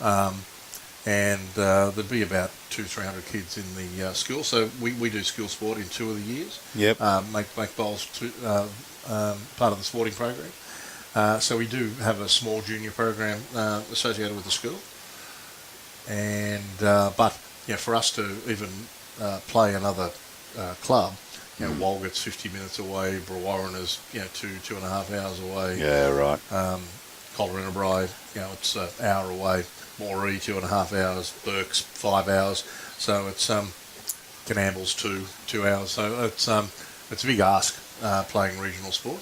Yep. But I definitely think it's something we can work on. And it'll be a lot easier to do when we can have the cover over the green, I think, because it'll be a very pleasant space to bowl under come the summer months. Are you in pennants? Yes, yeah. Yep. We've got a 2 and in the 2s and in the 5s. Right, that's division, not division, that's Zone 3. Zone 3, is it? Yeah, oh, so okay, we play against Tamworth, Armidale, Inverell. Oh, okay. Yep. So most of the New England clubs are all in our zone. When they say home and away, they really mean away. Oh yes, we. It's funny. The Tamworth boys, the grade 4 fellas, they've got I think 5 bowling clubs in Tamworth, and so they're all in the one grade. I said we should just roll in there. They won't want to come for the home and away. We'll get 4 forfeits and we'll be straight through. It's so. What do they do? Just get a bus and take the teams down on the. Sometimes, yeah. Look, I mean, we really look after our bowlers here, so we pay for their travel and their accommodation and. Good. Oh, bad luck. And so we'll often let them take their cars. It really just depends on how many are travelling and where they're travelling to. Right. Yep. Quite often, we might meet halfway. We'll say, okay, we'll tell you what, we'll go to Wee War. So it's okay. Yep. And play the game there. which is a nice compromise if you've got to travel a huge distance. But but everybody when they come here, they're really happy. The greens are in pretty good nick. We've got a great greenkeeper in Adam Webb. Yeah, Webby. Yes, he's a local legend. Yeah, it's funny. If he said to me once, he said to me 20, 30 times, now, you bloke's right. Anything else you want? Yes. He's Eddie everywhere. Like he's not a bad bowler himself, our Webby. Hopefully he'll make it across onto the live stream rink at some point. I think he's out there today. I see he's out there playing, and so he was here at some godforsaken hour this morning, rolling the greens and getting all the freezer boxes full of ice and doing all the other things that make these kind of tournaments look easy. Then he's got the shirt and the shoes on and he's out there having a game. So now, the other gentleman that was running, he's also got Webby on his shirt. Is that his brother or? Yeah, David Webb. So David, is it? He works for the club as well. Oh, yep. And we're one of the biggest employees in town, as you can imagine. We've got 65 staff working for us, so it's not hard to get a job, not hard to make yourself onto the employee list here.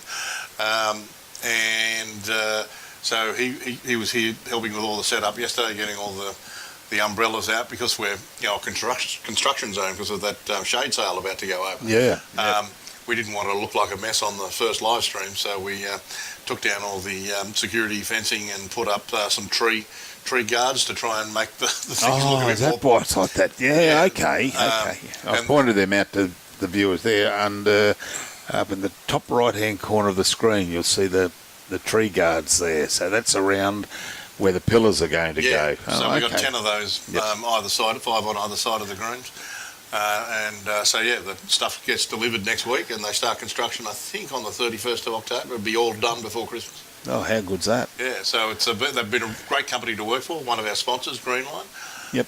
So they've worked around our bowls calendar, which is great. So we had about a 6-week gap. That's when they came in and poured all the pylons and put the concrete reinforcing in. Of course, we got down far enough to reach the Opal level, so they wanted to wash the dirt. Sadly, nothing no story. there. Nothing that I heard about. Then Berry Bowling Systems, another one of our sponsors today, are coming in to put the synthetic as part of that as well. So. Right. So we've got a woven product going in. So speaking of that, how far down is the Opal? Well, it really depends where you dig, but anywhere from about 20 feet to 80 feet. Oh, okay. But most commonly it's around about the 60-foot level. So I'm not an opal miner, but essentially you get the topsoil, then you reach a layer of rock locally called shin cracker, which is really hard. Then you hit the sandstone, and then it's just below the sandstone. So the dirt below the sandstone is where you'll find the opal. Okay, so that's why when we went down those 484 steps... Oh, geez. It's getting bigger. The 84 steps down to the crib room in the shop and down that area. So you're in the sandstone there. You actually hadn't made the opal level. That's right. There was another 21 feet below that. Yes. Is where the mine was. Yeah, and so what will happen is the cracks in the sandstone, the water will get in there, and over hundreds of thousands of years, the opal will form. Yep. And as under the pressure, it gets pushed out through the cracks into the clay. So when the first opal miners used to just do little belly drives that were only about 2 foot deep, and they crawl up into them, and because they thought the opal would only be immediately below the sandstone. But now they take it out basically, sometimes up to 8-10 feet. Right. So it's there's no science to finding opal. So it's experience, but there's certainly a lot of science in handling it once you've found it. So, washing it, cutting it, carving it, polishing it, rubbing it, setting it into jewellery. One of the shops in town right now has got an opal that just sold for $160,000. Goodness me. There's probably one, I think it's a $115,000 one there if you want to pick one up while you're here, Bruce. No, I'm fine. I actually sent out a message to actually I do a game on my phone every morning with Jan's girlfriend and my sister-in-law and my wife, and it's called Wordle, and you've got to get a 5-letter word in 6 goes. So this morning I did it in 3 actually, which was good for me. And one of the Jan's girlfriends sent through a message, how's Lightning Ridge? I said, oh, fantastic, great town. You got to get out here. And I said I couldn't decide whether to buy a $3,500 ring or a $4,000 pendant. And the decision was too much for me, so I bought a stubby cooler. Wise man. But I had to then say, but the money I've saved will come to Adelaide on a trip to see you. And so she was very happy with that, Melinda. Yeah. Well, we've got a bit of movement there. Yeah, well done here, Robbie. You've done well. We are live. Fingers are crossed, legs are crossed. I'll go back to the caves, the carvings. They were. It was quite funny because I said to the lady at the top of the stairs when we came back, she said, how'd you go? And I said, oh, it's fantastic. I said, I couldn't believe I took more photos downstairs there than I did at the British Museum about 6 weeks ago. It was unbelievable. Every time you turned a corner, there was something new. And yeah, well, I mean, it's got it all. You know, Australian fauna. It's got all the sci-fi stuff down there. The Marvel universe is represented, but then you're in ancient Egypt and tributes to Michelangelo and Leonardo da Vinci. And Where's Wally makes a feature. So yeah, it's certainly got something for everybody. And I was talking to, I think it was Darren's wife, Heidi. Yes, yep. The lion, the sleeping lion, was... the Lion of Lucerne, yes. Yeah, the Lion of Lucerne was done for Heidi's dad, I think. Oh, really? I didn't know that. That's, I'll have to have a chat to her. Yeah, was it her dad or her grandfather? It might have been her dad. It was because they're great mates, her dad and the artist that put it down there. Ron Cameron's a very special man. Are you going to bring up that camera so we can see the scores there at the end of that end?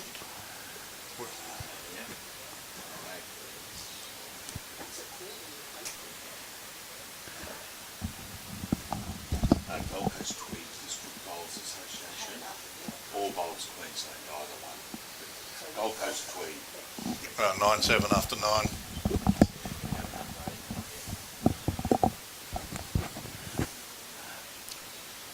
And we're back on Facebook, and first up is Mary. Hello, Mary from Fife in Scotland. Mary's a regular viewer.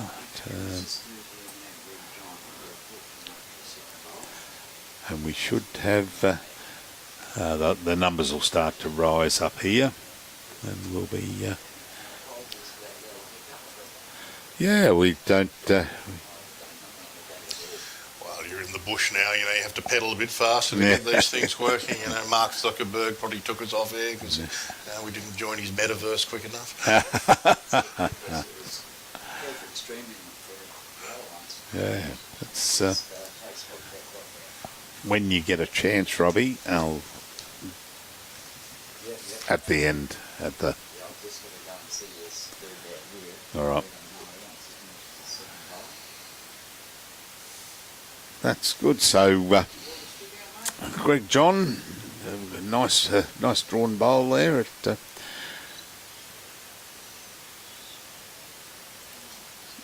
So someone put a comment up. I didn't see it when I came in. Someone put a comment up there about ask about the There's a sign, the population of Lightning Ridge. What was that about? Well, the official population count, as per the census, is a question mark. and it is the actual official sign coming into town. Yep. So the reason being is, we can count how many people live in the town proper itself. There's about 900 rateable residential properties, so there's probably about 2,500 people living in the town. But of course, we're surrounded by mining camps, and some of those date back to early last century. Some of the claims, the Chamber of the Black Hand claim was originally staked in 1907. Right. Yep. And so the Western Lands leases and the mining leases, some of which you can live on, have mining camps on. And of course, there's a lot of people who come to Lightning Ridge and they don't actually want you to know where they are. And they've got a great nickname. They'll be Bluey, or they'll be Wombat, or they'll be Dropkick. Yep. And you'll never know who they are. And they'll never fill out their census, so they've got no idea. And they're not on the rates roll because The mining camp might be in somebody else's name. And so we don't actually know the population. A fair guesstimate, I think it would be somewhere between 4,000 and 5,000. Okay. So if you got a rateable property, you own a property in Lightning Ridge. Yep. How far do you own down? Not far. You've got no mining rights. In fact, the land has got covenants on it that doesn't allow you to mine in the village. So that's similar to Ipswich in Queensland, because they had the mining, coal mining in that at Ipswich, and you only owned your land. I think I may be wrong, but I thought it was 4 feet underground, down 4 feet. No, you wouldn't get down far enough to find Opal here. No. But the other great thing with all those people with nicknames, it sounds ridiculous, but one of the tourist activities I recommend everybody do is take a drive along the front fence of the cemetery. Okay. For the very simple reason is you can get an idea of the people who came out here to get lost. Gravestone, unknown. And there'd be 20 of them. Oh, really? Right across the front. So, and you can imagine, if we take a more grim but macabre look at it, we don't have murders in Lightning Ridge. No. We just have missing people. There's plenty of holes for you to fall down. That's right. So because I remember we were talking about it last night, the Opal Hunters, the show on TV. Yeah. And one of our board of directors is an Opal hunter. So you know how they go down the shaft. Yep. Okay. And then there's beside it's a mullock heap. Yep. And then there's another one there, another one there, another one there. Are they are they prevalent around here, or are they more digging down to get well below there and mine outwards once they get down? Yeah, once they get down. So normally they'll go what's called prospecting. They'll take a drill out. Mm-hmm. So you'll stake a claim. It'll be 50 metres by 50 metres. And you'll take a 9-inch drill rig out, or hire a 9-inch drill rig with a driller, and you'll get them to put down some 9-inch holes, and you'll go 60 to 80 feet. And what you're looking for is some colour to come up through the auger. Right. So you see a bit of colour, you go, okay, that's where we want to mine. I'll put down a 3.5 foot hole. So then they get the big auger in, or a big Caldwell drill, whatever. There's a few options there, and they'll put down a 3.5 foot hole.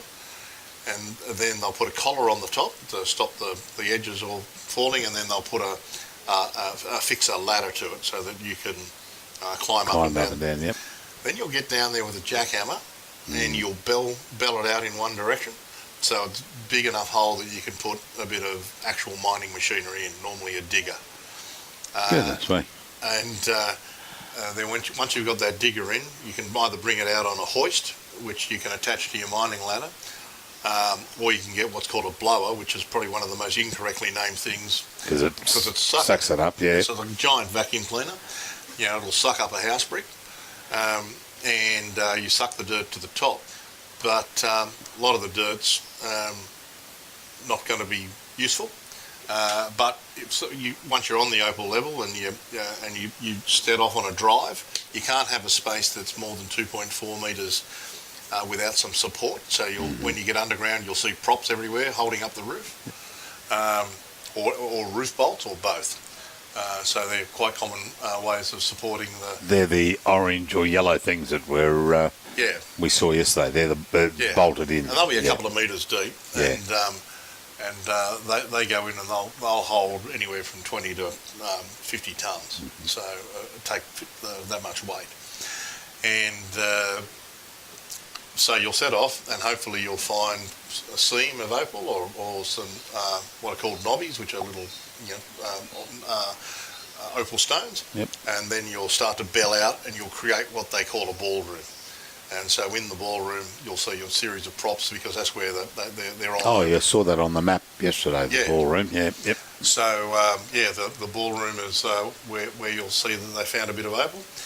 And that's the exciting bit. And then once you've got the opal dirt up the top, you'll take it out on an agitator, which is an old repurposed cement mixer. Yes, I saw one out there. Yeah. And you'll put that on a dam. Oh, here we go. That was a good bowl.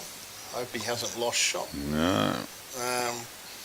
But you'll take it out to the cement mixer, and you might wash that dirt by the dam for anywhere from 4 hours to 48 hours. Right. Then you wash the dirt out, and then comes the exciting bit. So you've drilled your hole, you've got your bogger down there, your digger down there, your blower down there, your jackhammer down there. You've got your truck and you've taken all your dirt off to your adgie, you've loaded up the adgie and you've washed it out. Then comes time for the tail out. And that's when you get to find the opal. Right. So the old slide that the concrete comes out of in your cement trucks, the washed opal dirt comes out of that, and it'll be wet, and you're looking for the colour. Right. And if you see some red on black, you know you're going to have a good day. Right.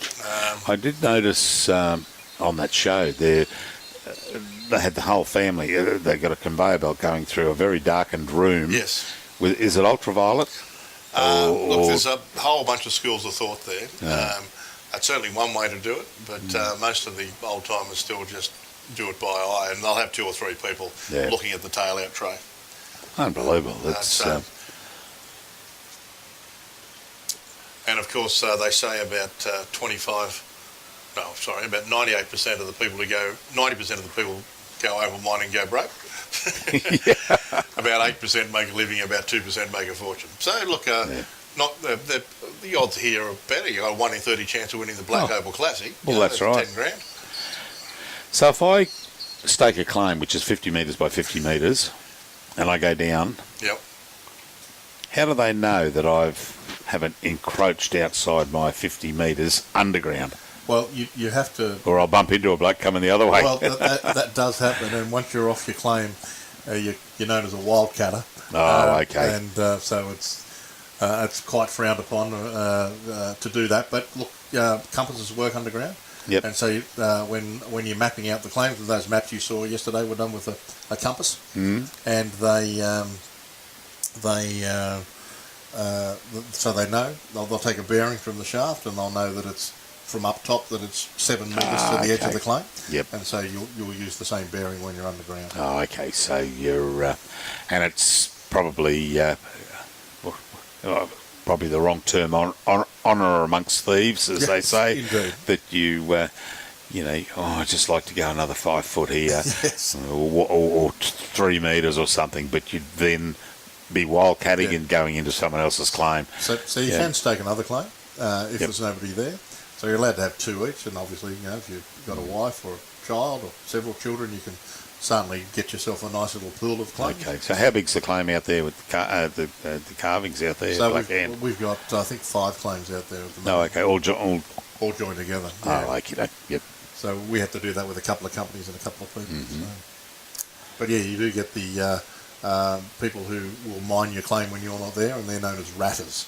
So they're you don't want a reputation as a ratter. And so that's someone that's come on board. You've gone away on holidays or something there, and you've got a claim that's 5 miles out of town. Yep. And they know you've gone away, so they'll jump down and. Yeah, so it's very much frowned upon, or far past frowned upon. It's despised, and of course they sell the opal for far less than its true value. So it drives down the price. So it does a lot of damage to the industry. I noticed there, even at the motel. Room 22, buying... Roughs and rubs, it would be. Yeah.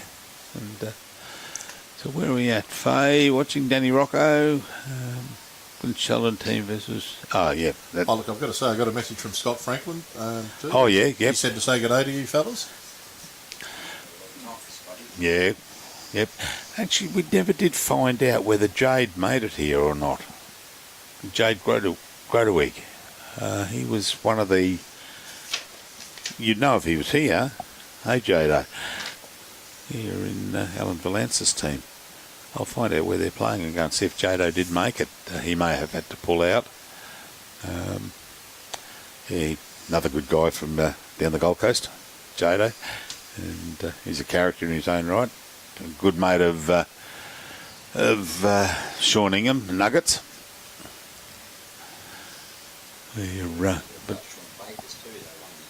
Oh, that's right, they did too. Yeah. Yeah, Bakes.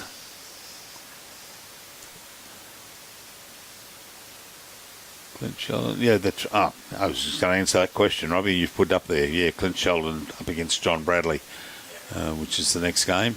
Yep.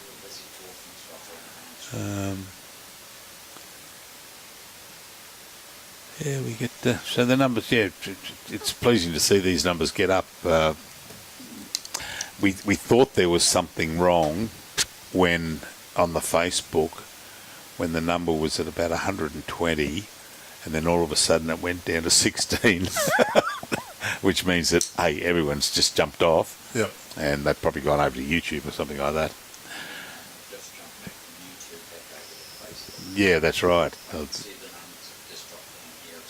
On Facebook, on YouTube. Oh, right. Yep. So I don't know what he might have gone to bed, James. I got a couple of messages from James on Facebook there. Instagram, no, not Instagram, Facebook.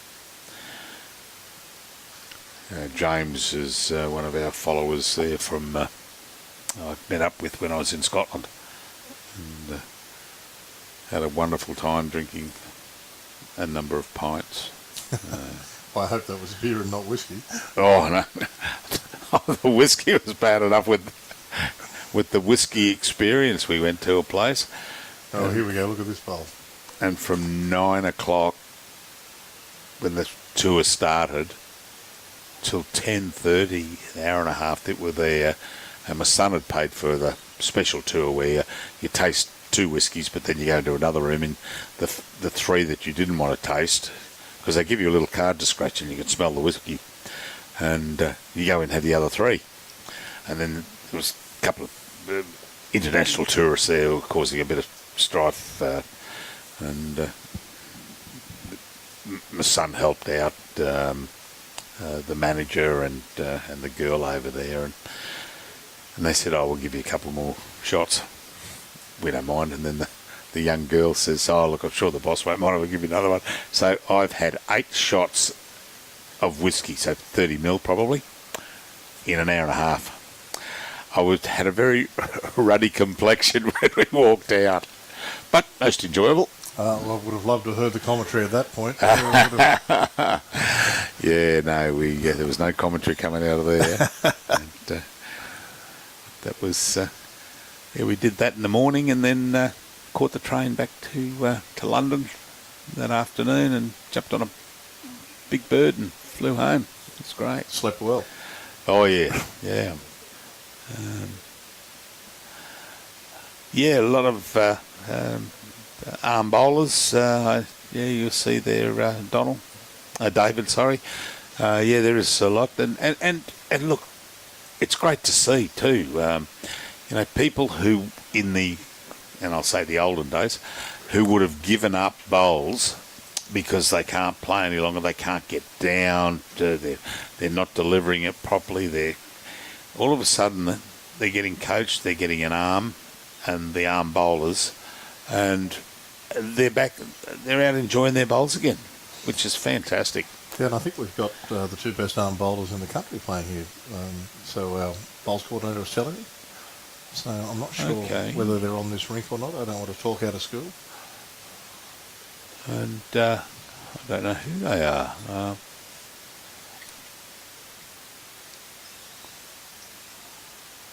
But as you say, keep people in the game. Oh, for sure, Scott. And I got a couple of arm bowlers at my club who would say they're the best arm bowlers in Australia. And who's Gary? Oh yeah, yep. Yeah, he's very, very good. I don't think we've got his game. I'll have a look. No, I don't remember calling those. That's the team we won in the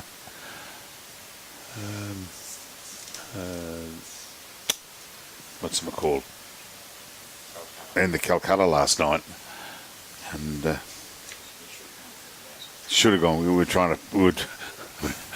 telling everyone, "Oh mate, he's a shame." There was Bruce Lack and his team. We're trying to tell people around us all. We just heard the whisper that the LAC team is they're going to go. They're ready for the move. You buy them up there, and yeah. $150. It didn't work. So the whisper campaign. Yeah, the whisper campaign did not work one bit. So Jimmy's jumped out. Here we go. Okay, now, as I said, we've got a absolute bucket load of sponsors here, and we've done Aristocrat, who's the major sponsor.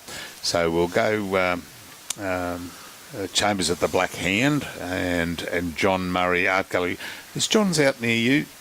No, John's in the main street. In the main street, is it? Oh, yeah, okay. There was an art gallery out on the way to your... Yeah, no, John, of course, is the person who does the art for all our shirts. For the shirts, so yeah. You're wearing an original John Murray artwork right now. Yep. Fabulous man. So really great artist. And yeah, he's got a fabulous gallery in town, well worth a look. You can pick up a $12 stubby cooler, or you can pick up an $18,000 triptych. And everything in between. But no, very popular artist, lovely bloke, and you can see his murals right around Lightning Ridge, and he's also done quite a few of the silos as you're driving around the countryside. Okay. Many of those are original John Murray's, and just a fabulous bloke. He was going to be at the sponsors dinner on Thursday, but he's taking off to India, I believe, to go on a sort of like a retreat thing, a cleansing. Oh, okay. So it sounds all very peace-loving mung beans. So I hope he enjoys himself over there. But yeah, if you in Lightning Ridge, the John Murray Art Gallery is one of the places you really must see. His artwork is truly spectacular. Yeah, that's the place my sister-in-law. I'm sure it's time to go. We've got the Bottle-O. We've got Be Right Home Appliances, Carlton United Brewery, and Berry Bowling Systems, BBS, CAV. So that's Club Audio Visual. Club Audio Visual, Central West Distributors, Crow Horwath, accountants, aren't they? Yeah, that's right. That's right. Accountancy firm. So I see if I get this one. Diageo. Diageo is pretty close. Diageo. So they're a big liquor company, and they're responsible for Bundaberg Rum, Captain Morgan Rum, Johnny Walker. So today's special for all the people who are on site is all the Johnny Walker cans of $6. So it's a really good price, and that's courtesy of our friends at Diageo. Captain Morgan. I have a mate who reckons he calls Pirate's Blood. He says once a year, every man should have a session on Pirate's Blood, Captain Morgan. He says it fixes you up and makes you a healthy person for the next year. I'll see what I've got. I might have a spare Captain Morgan shirt for you to take home for him. So. We've got PFD, Food Services, Cairns. That's the local supermarket. So we thank them for their sponsorship. They're new on board with us this year. Down to Earth Opals, Irwin's, Lost Sea Opals. So Down to Earth are where you'll find that $160,000 Opal if you're looking for somewhere. Irwin's is a big hospitality supply company actually up on the Gold Coast. Oh, okay. And Lost Sea Opal is one of our premium opal jewellery shops in town, so well worth a look if you're in the market for some fine jewellery. We've got Swanee's Foods. They're at where are they? Canamble and Walgett, I think someone said. They're frozen and dry goods suppliers. Mm-hmm. Westpac Bank, Inland Distributors, Green Line, and Tui's. And of course, a big shout out to Lightning Ridge Bowling Club, but more importantly, the lovely bed at the Wallengulla. Don't give Carol too much credit. Oh no, lovely. She does a good job over there. Oh, and, certainly does. And her job's about to get a whole bunch harder. So she's got 43 rooms now. She's about to get 32 caravan sites. Oh, she's going to look after that. Yeah. So she'll be overseeing that for us. So it's going to be exciting times in the accommodation sector. Head's looking nice and tight. Oh yeah. Yep. Actually, here's a question for you. Ian Greenshields asks, love these shirts. Can you buy them online? No, but if you want to ring up my reception, so 0268290408, have your credit card ready. Option 1, I think you'll need to press when you get onto the phone system. So that's 0268290408, option 1. And we'll happily. I think they're $65 and $10 for postage and handling. Oh, okay. So you're happy to got them for sale. So we've put them on sale today. So Oh, ripper. be quick. Believe it or not, I have pre-sold already 180 of these shirts. So I've got a staff member next week, once the classic over, who's going to spend the entire week bagging and sending. So Ian, if you want to get on, we'll add one more for you. God. Sounds like my first day when I joined the bank, the National Bank, in 1970. I came home and I started to talk really funny. And my mum said to me, "What's wrong with you?" I said, "I had my first day in the bank today." She said, "What did you do?" I said, "I licked 300 envelopes." And in those days, they were lick-on stamps. And I licked 300 stamps and put them on envelopes. That was my very first day in the bank. And I felt like my tongue was hanging out of my head. And did you get a few paper cuts to go with it? Oh, yeah. Oh, geez, I tell you. But all experience for young people. This is looking good. Oh, it's going to get around. Oh, did he fall out? Oh, hot. Yeah, where's our top-down view, Roy? That's next year when we got the Get the dome cameras in. Yeah. Now, I suppose I better take a. People out there will be very disappointed if I don't have a shot at it.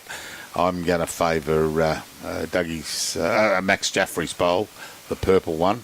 Ooh. So I'm. What you've got to learn, Scott, is that I'm. If we were cumulative, I'd be about 1 for 30 in getting it right. But I do it on a daily. I do it on a daily basis. I won't let you pick my Powerball numbers then. There you go. No, bolted it. Well done, Max. We'll soon find out anyway. Oh, Chris Adams. Scott, can you say that number again? Yep, it's 0268290408. So 68290408, option 1. Ripper. You don't have to wait for the options to go through. Just press the button whenever you're ready.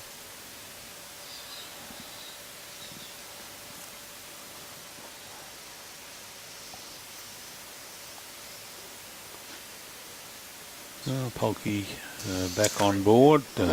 I'll tell you, we should get this on camera. You should see what I've just found at my feet here. There is a tub of sugar, basically. I can feel my arteries hardening from here. Yeah, well, that must be handy. Keep the sugar levels up in the commentary box. Yeah, I'm not talking to Robbie at all because he couldn't buy bananas.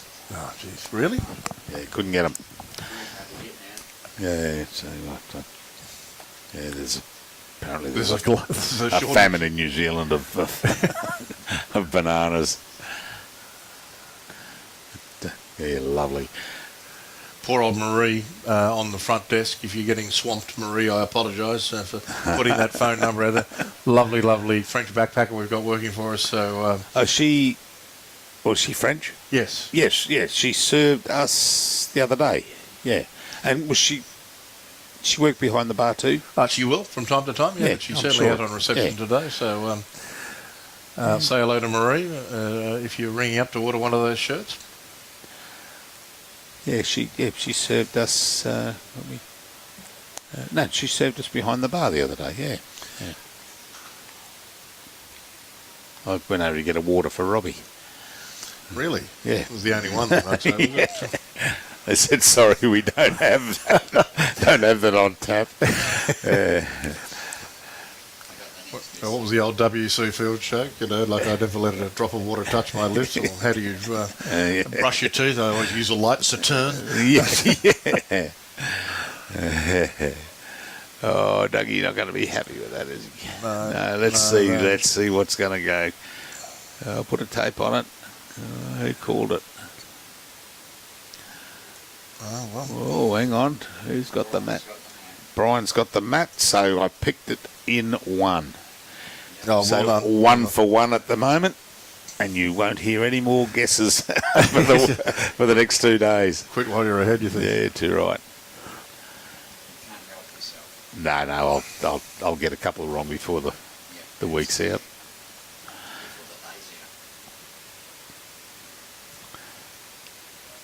Yeah, Robbie had the cameras set up very poorly at the five-a-side at Helensvale, and I think it was the angle that was catching me out. I got about 5 in a row wrong, so I'm just going to blame So it's all the Robbie's position of the camera. Yeah. Yep, full responsibility. Always confusing when he puts them in the middle of the green. Isn't it? It makes it so much harder. Yeah, but it's the. So who's doing your green line, isn't it? Yes, green line are doing the yours. cover, and Barry Yeah. Boulding are doing the surface, Yep. the woven surface. Oh, he's just gone through another postcode there with the Greg. Is that Greg putting that down? Was that Sorry, that was Brian. that was Brian's bowl, was it? Oh, yeah, it was too. Hey, goodness me, that didn't come back. Oh, there it is, just in the bottom left hand of the screen. Looks like it's part of the Aristocrat logo. Yeah. Yeah, geez.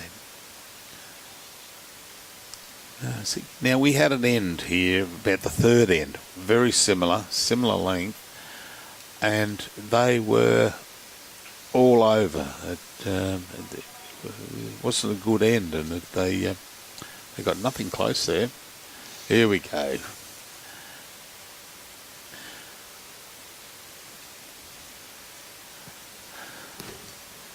Yeah, nice delivery that for an arm bowl. It's just. Well, you've got a viewer from Montreal, you see that? Yeah. Oh, right. Yep. Patrick. Desmond and Lou, I'm going to guess. Hello, Patrick. Thanks for tuning in. Oh. Sunbridge scene's very, passe compared to Montreal, doesn't it? Darren Lau. Darren. We'll call him Patrick. We can pronounce that one. Desmond and Lou, it's got to be. Yeah, must be a bit of French built into that. And you've got John Adams tuned in from Roma. So we'll get an update on how the family's doing. Right. Yep.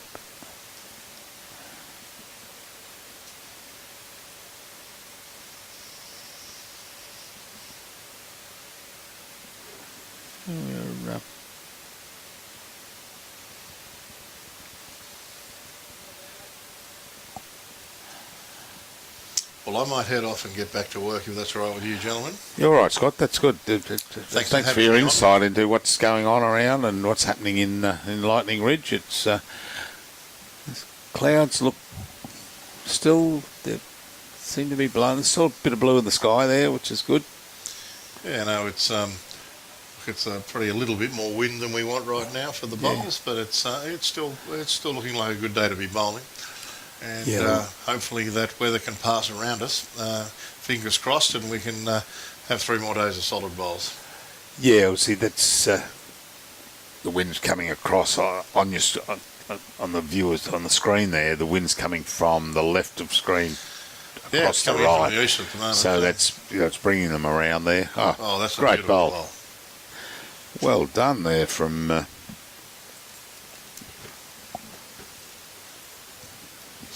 All right, I'm going to head off Scott. now. Thanks for your time, gentlemen, and I'll enjoy the rest of the broadcast. Thanks, Scott.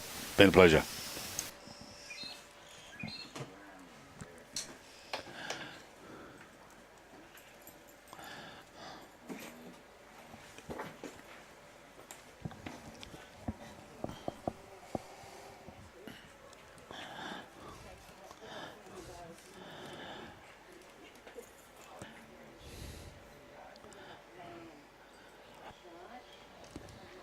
Okay, I'm watching Lake Illawarra. We would be there except for the pennant finals. Oh, okay, Susan.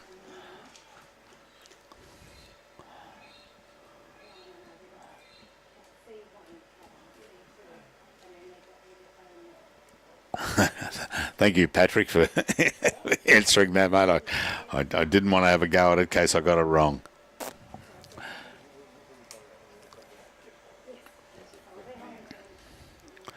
There's a quick map of So where are we?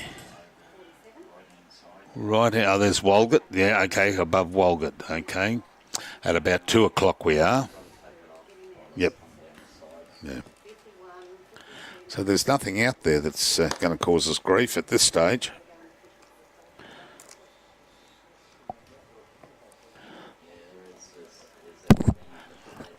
Oh, top left, yeah, but that's well, that's what Scott was saying. It comes in from the west normally.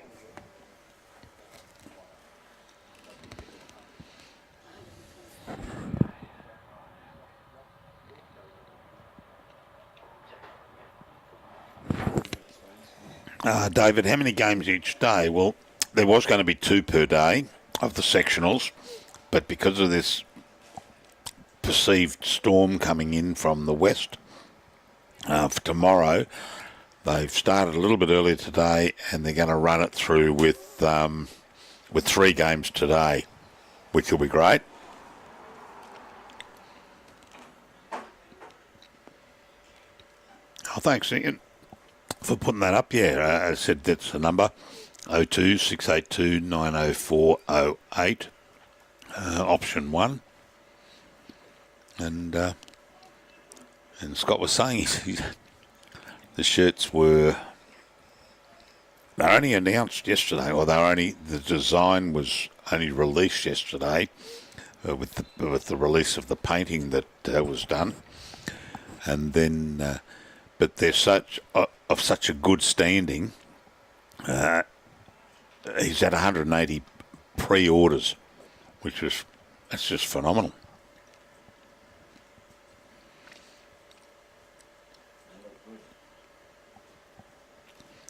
Danny, I don't know. Oh, there's the ladies' rink there. So that's Linda O'Reilly and Mel Lestrange. I'll see if I can see. I'll get the knockies out.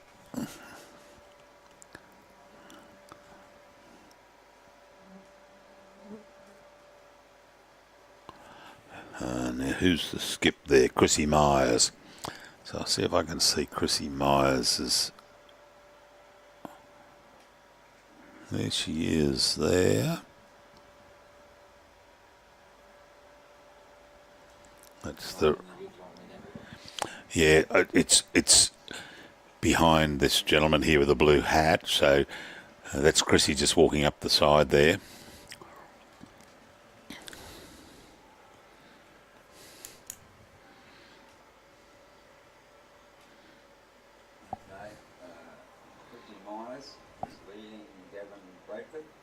Yep. 21-9 after 14 ends.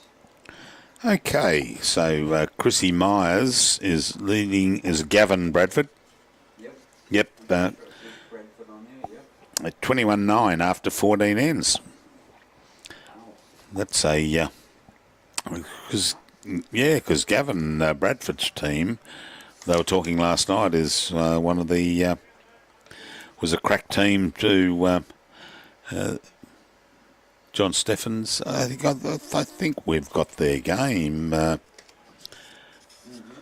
With the 3rd game, the 4th game, is it? When we get to the 4th game. The 5th one, there it is, the last game, Gavin. Yeah. Well, that's a turn up there. Well, probably not a turn up. 4 very good lady bowlers, I was told last night, in the team.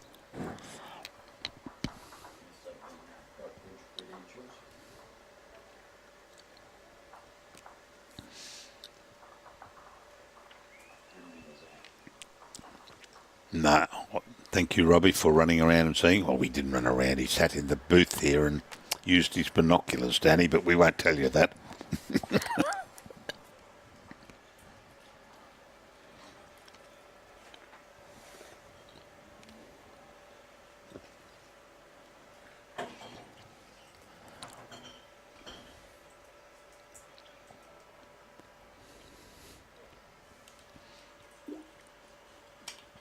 Rossi Hindle, how are you going? Where were we? Nindy Gully Pub, weren't we? We saw that old Bushy's hat up on the... I thought it said Russ Hindle, but it turned out to be Ross Hindle. Don't know if it's any relation, Russ. Red frogs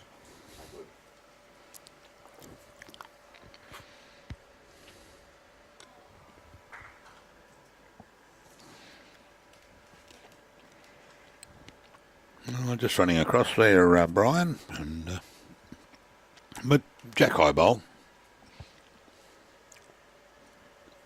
Wilson Alexander's watching. You can see that. Oh, you can't see them. The flags, they're actually flying out pretty... The wind has actually picked up a little bit here.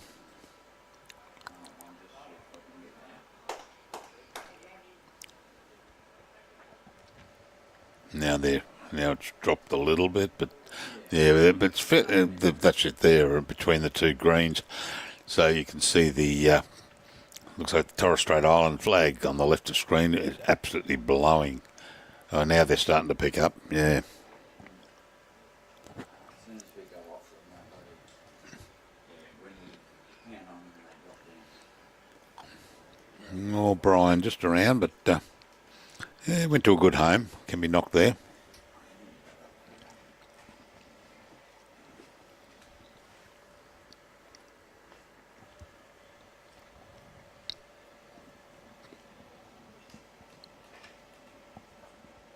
Nisha, we don't have the benefit of knowing which clubs they're from, but I will get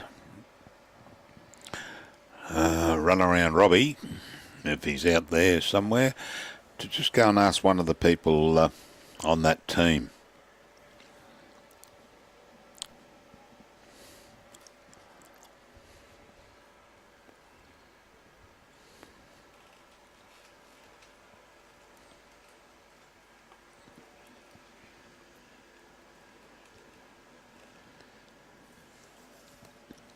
Yeah, so Greg John holding the shot there. But that breeze is where they're coming from there. If they play on the backhand, like this bowl here, that breeze is... Have a look at the shirt there. And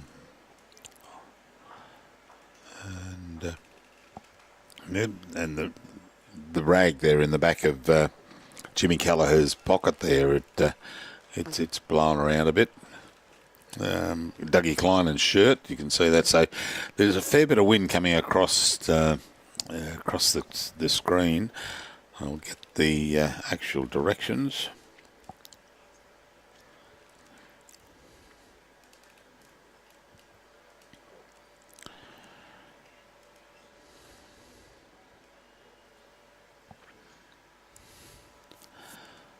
Okay, he's gone a little bit wider this time than his previous.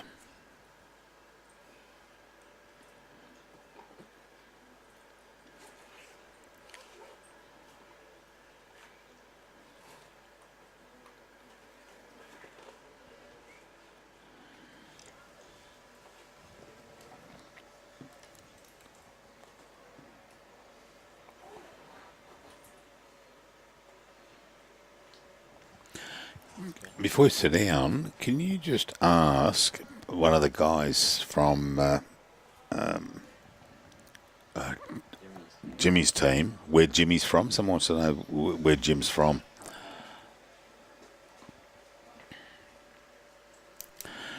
Bradley Colson, yeah, Peter Tappinen, and Michael Flanagan from Cannon Hill. Oh, okay, Sam, you've put up there to room. See what Robbie brings back.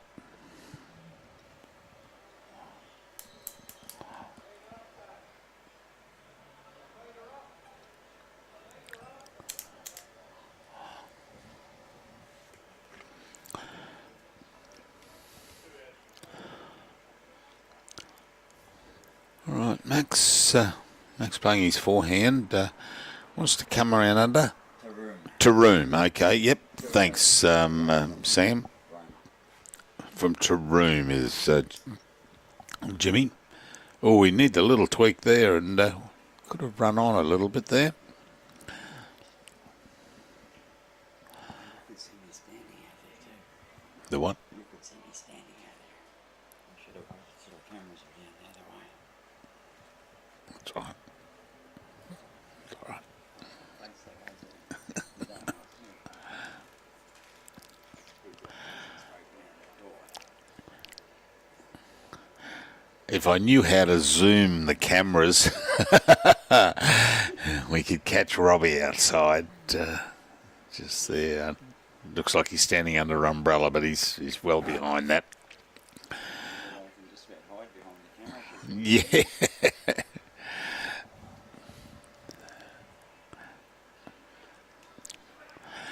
I'm in camouflage too, so you don't know who it is. He's got the black Opal shirt on. They are lovely, and they're comfortable too. They're a big make. I'm wearing a 3XL, and it's not. It's a little bit baggy on me, but it's very, very comfortable.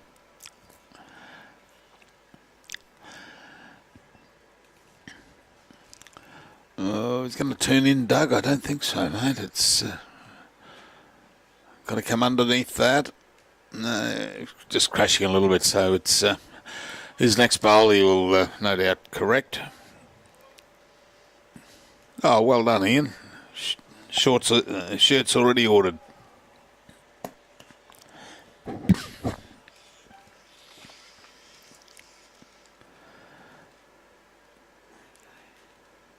why that's turning like that.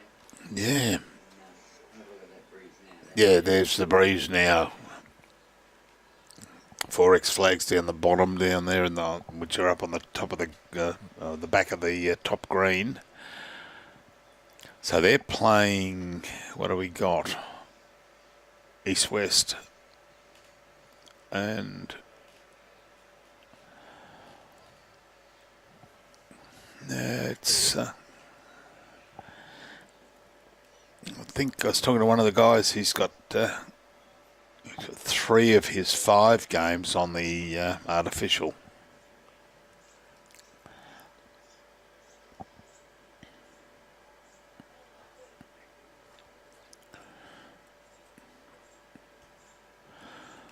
Getting down to have a look. So we've got that's Rob Hammond's bowl there, and going around to, can't see Maxi. Yeah, no, that's in.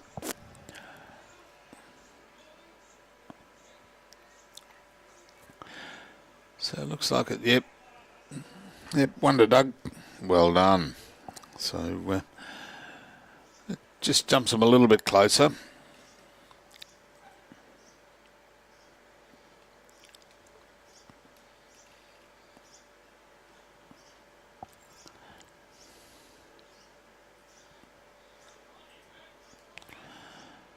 And we've run through the sponsors there. Aristocrat, the major sponsor of the Peter Williams Black Opal Classic. By right, Carlton United Breweries, Berry Bowling Systems, the Bottle-O, Club Audio Visual, CAV, Central West Distributors, Crow Horwath, and Diageo. And we'll get the rest off on the next run through of with the sponsors.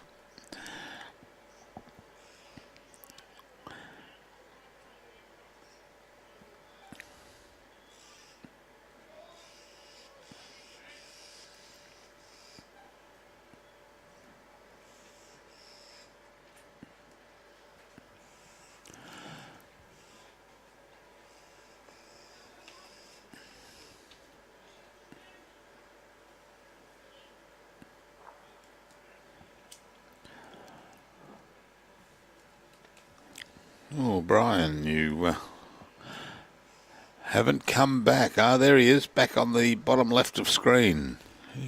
He went wide there, and maybe some difficulty in that.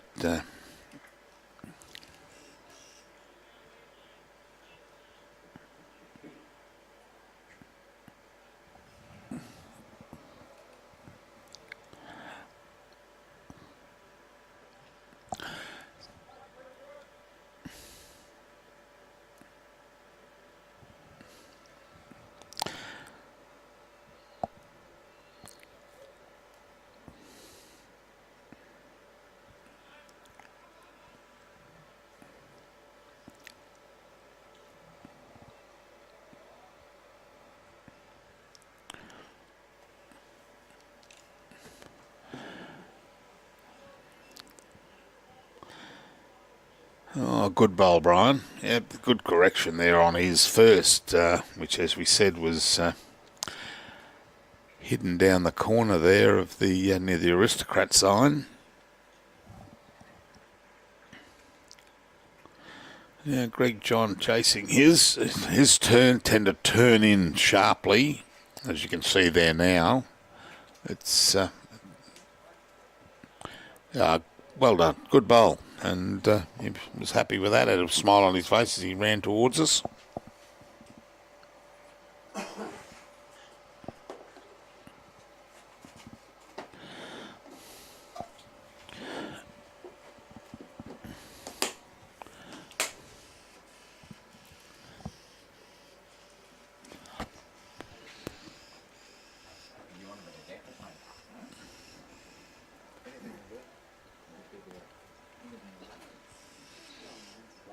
Yeah, just running past David's bowl.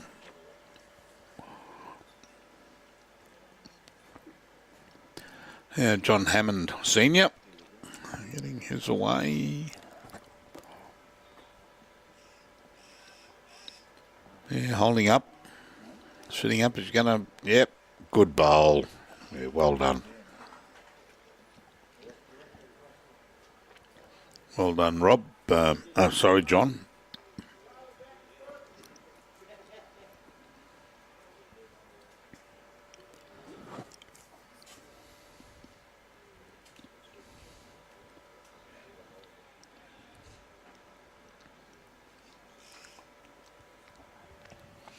Just at the back of the synthetic, you've got the grass green, and they're playing.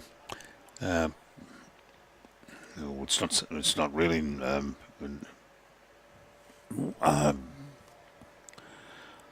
It's just off. It's not a north, south, east, west sort of line here. It's they're just off, but they're copping the breeze, going one way. The breeze behind them would be pushing them up towards the road out of town, and then coming the other way, you'd be pushing into the breeze fairly heavily, heading to the centre of town. So there'd be, I'd say there'd be two distinct weights being played on the grass up there. Who's that, Dougie? Oh, Robbie did some running repairs for Dougie. He's broke the arm on his sunglasses.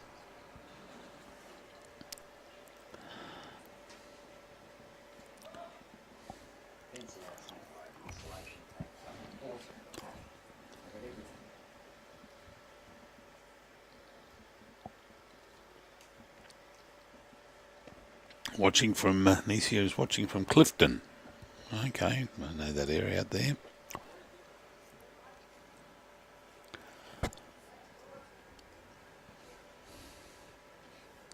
So Max's backhand is, he's narrowed it up a little bit. He's put a little bit of weight on that. He's got to turn in on this black bowl of Johnny Hammond, which he has, or has it turned too early? No, taking it for a walk. Oh, well done. Yeah, good bowl there from Max.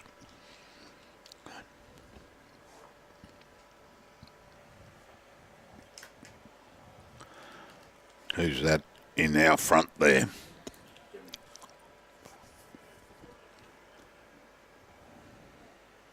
No, he's just giving some instructions. He'll stand off. Yeah, there we go. He's just looking at the line. Yeah, we'll let him do that, considering he's playing. Oh, good run as he got. Oh, he was looking to a shot that he very similarly played last, a couple of ends back, where he actually took the second shot out, but he needed to come off that to take the shot bowl out, and he just missed it. Here we go. He wanted to cut through there and get Max's bowl, but he was just unlucky not to clip that bowl, because you would have had Robbie Hammond's bowl there, sitting there, the green one. sitting there, it would have become shot.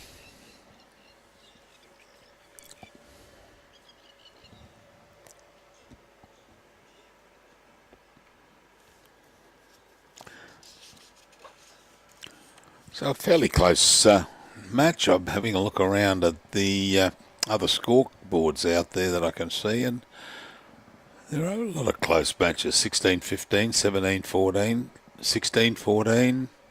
The only one that we had that had blown away a little bit was that that game of Chrissy Myers' rink.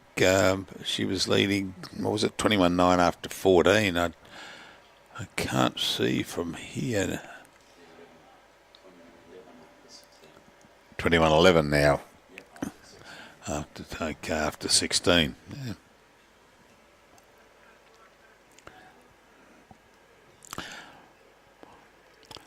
Yeah, I think he's. Rob is saying that if you can, you probably ask him to play on his backhand, because if he can, he's got to be careful if he. Oh no, he's coming forehand. He's going to come around that those front bowls and hopefully draw around that maroney coloured bowl of Maxi, not Max's, of David's.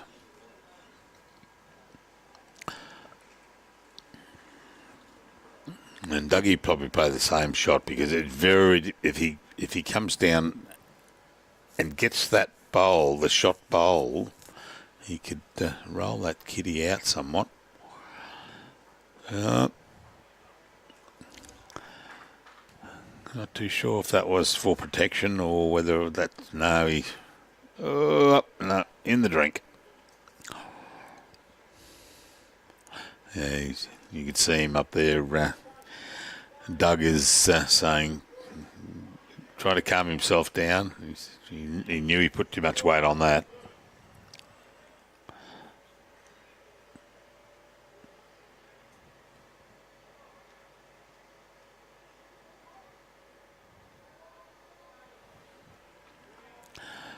Has he got it this time? No, he's still a little bit wider, I feel.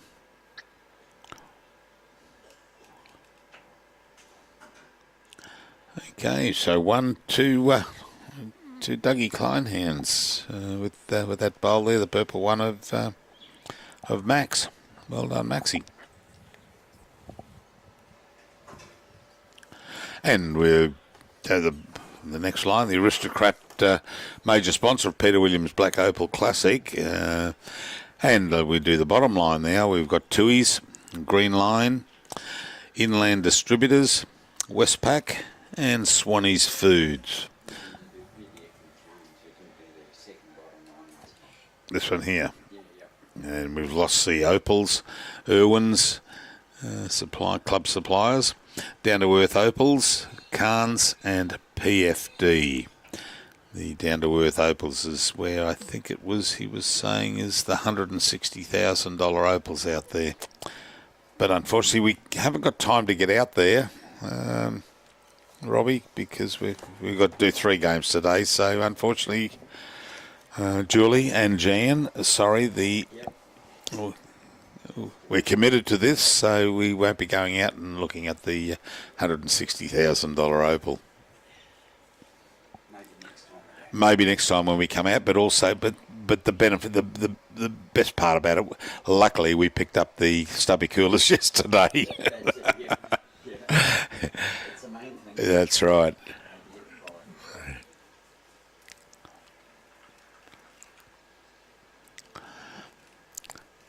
Actually, I haven't seen it around, but as Scott said, you don't want to be playing out here on summer Lightning Ridge summers.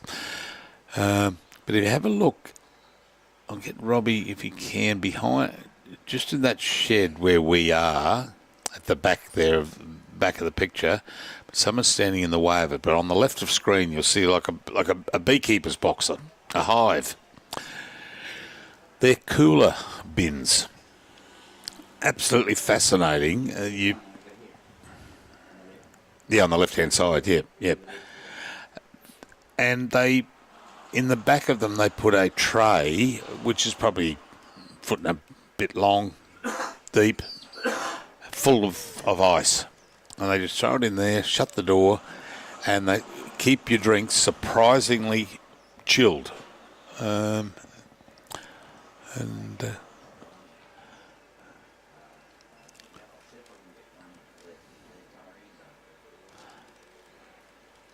Well, there's one behind the boys there where our commentary box is there.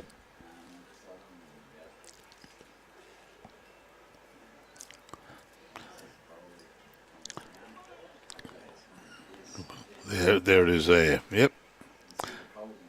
Yeah. So you open that like a little fridge door, and inside is the bucket of ice, and it just keeps the drinks surprisingly chilled for the day.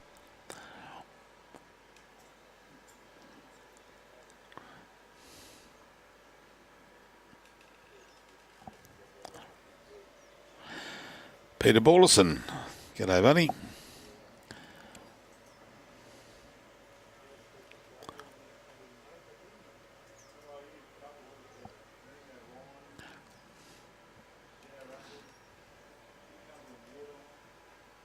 Oh, here's a good bowl. Come on, John, have you got this? No, she's just pulling up again short.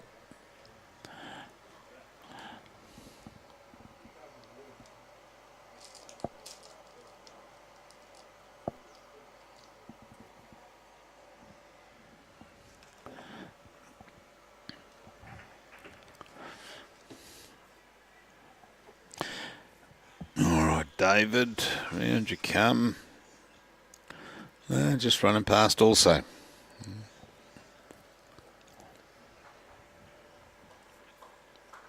They're probably feeling the breeze on them, and they're saying, well, we'll have to push a little bit harder on that hand, but they tend to be running past it and or pulling up short coming this hand. Oh, good correction. Oh, unlucky.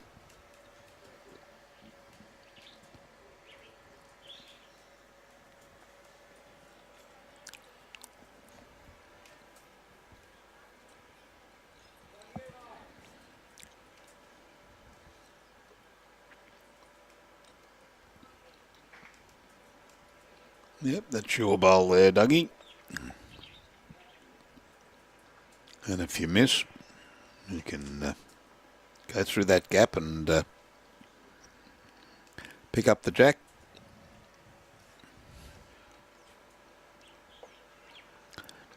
It's on a good line if it's got the weight there. Oh, don't crash. Oh, unlucky.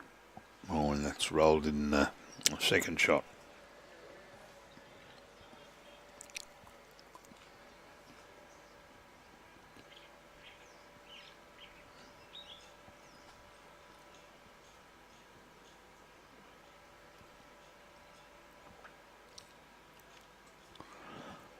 Ooh, certainly gone. What's the head there?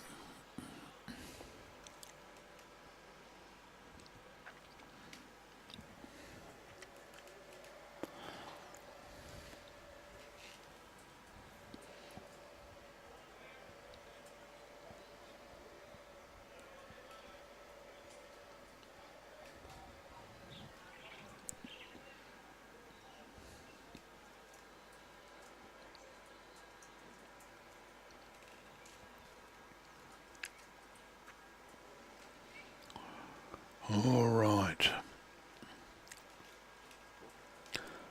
It's away nicely, Max. Are you going to pick the right gap to go through? A little straightener here. Oh, unlucky. Never mind. You've got another one, mate.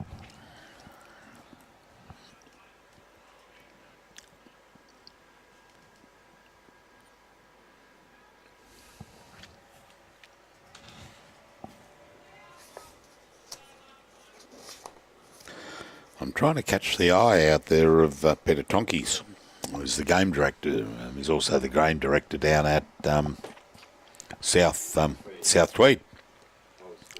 Bowls coordinator, yeah, and I'd like him to come in, and he's the games director up here for the for this event. Yeah, that's right. That's what I said before, and he's one of the appointed umpires, and we might get him in the second game. Actually, it might be easier. He may be able to stand down for if they have got someone else there, but be interesting to get his perspective on what's happening here at, in relation to this tournament.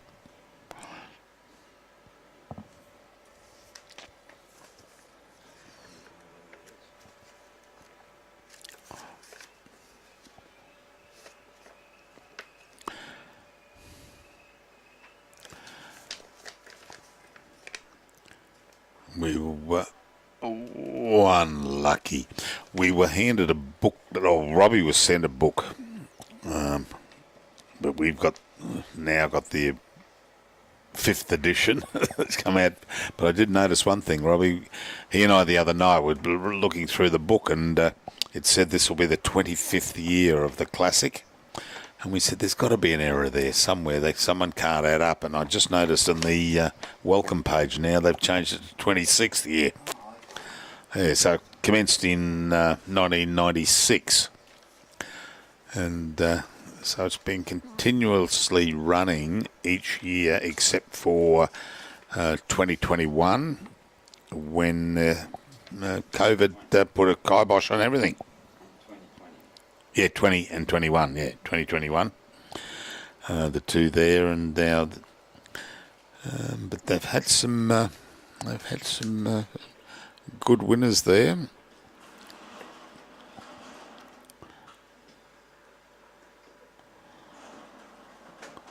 Back in 2018 was Dean McWhinney, Dale McWhinney Shillington, Jackie McWhinney, and who's that? Ken Rostrom. So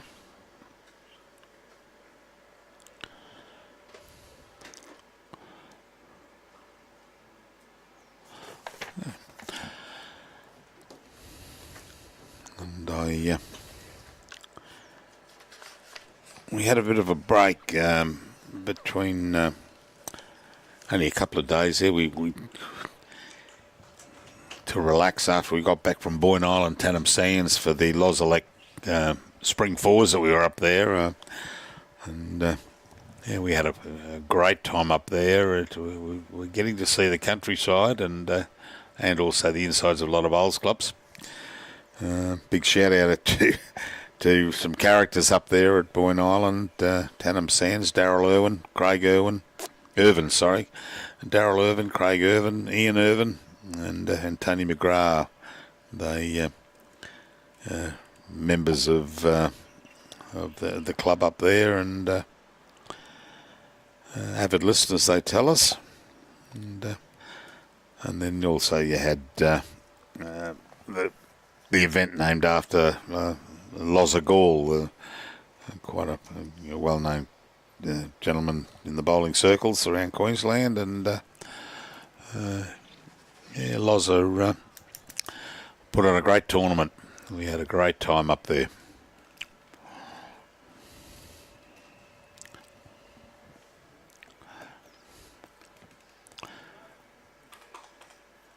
So for anyone who's thinking of going on a bit of a touring holiday and they bowlers, throw your bowls in the back of the caravan or the back of the truck and call in at some of these clubs, because the hospitality in the country areas, and the city areas also, but is absolutely superb.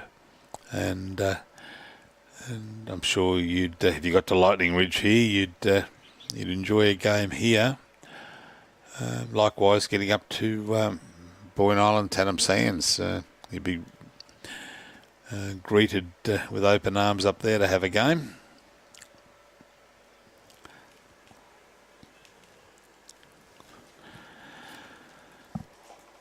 Brian Heap just on the line there, drawing a shot bowl.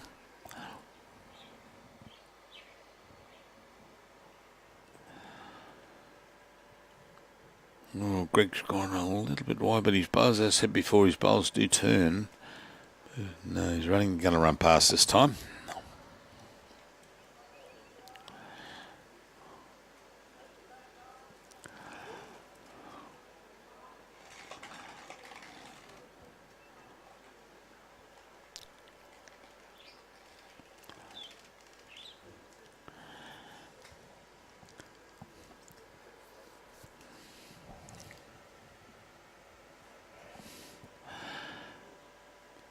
So they're turning on the breeze. So the breeze is coming from left of screen to right of screen, and they get down there, and that breeze gets them. They can turn sharply if you've taken your weight off.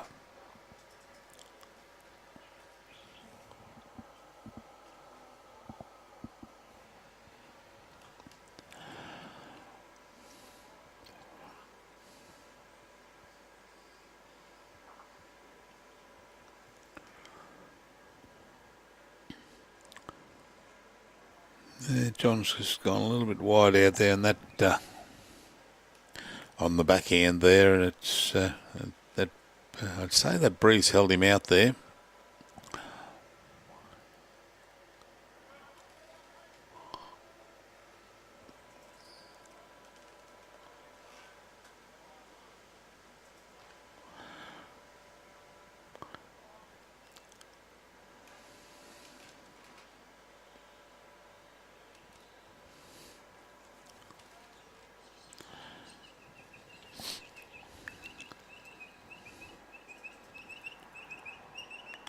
All right, John, just narrow yourself up a little bit, and same weight as before, and she's going to have a good bowl here.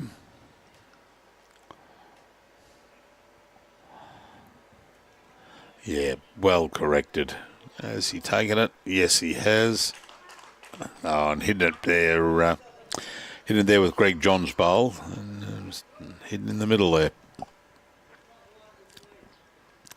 Yeah, he had to correct on his from his previous one, which you can see still out on the right of screen there. It just didn't come in on that wind.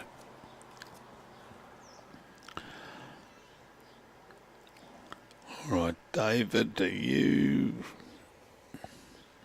No, lost his pace there.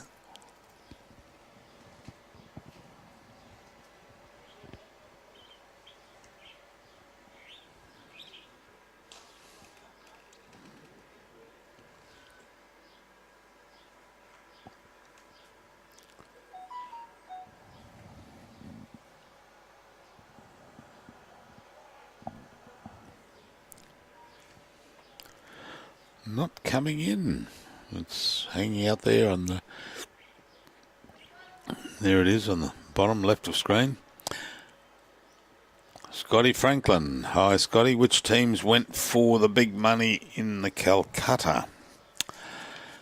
The main ones were Dale and Deans, Kane Nelson, and Shonky is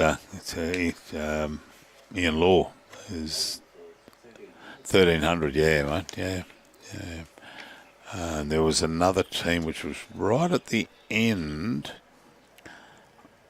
Might have been Dick Jeffrey's team, or was it the one before that? Oh, it might have been John Bradley's team. They were about 1100, I believe. But Matty Bell's team. Who's he got there? You've got Steve Bell, Paul Staggard,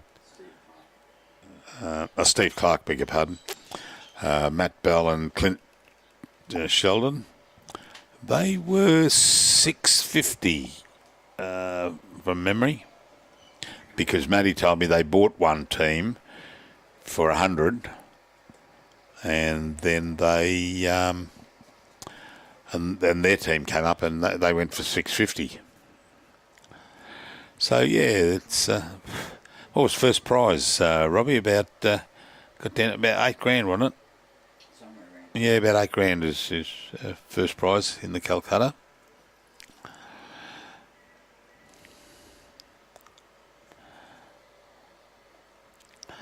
Unfortunately, the team that Robbie and I drew didn't go for big money. Oh, we got our money back, which is fine. That's okay. And a little bit of profit, which then went back to the major sponsors or the club. But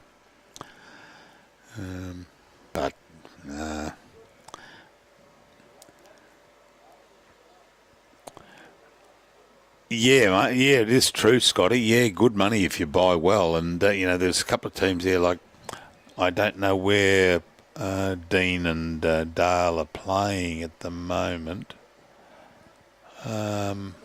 They're well to the left of our. Was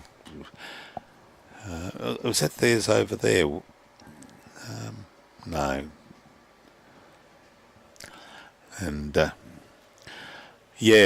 too true.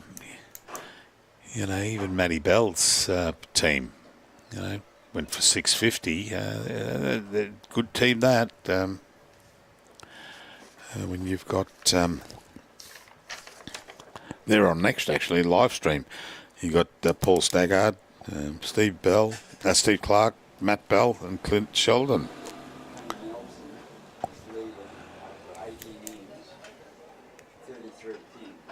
How many? 33 Okay, so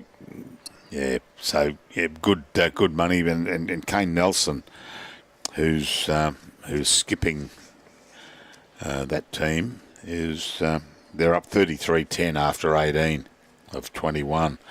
So there's a.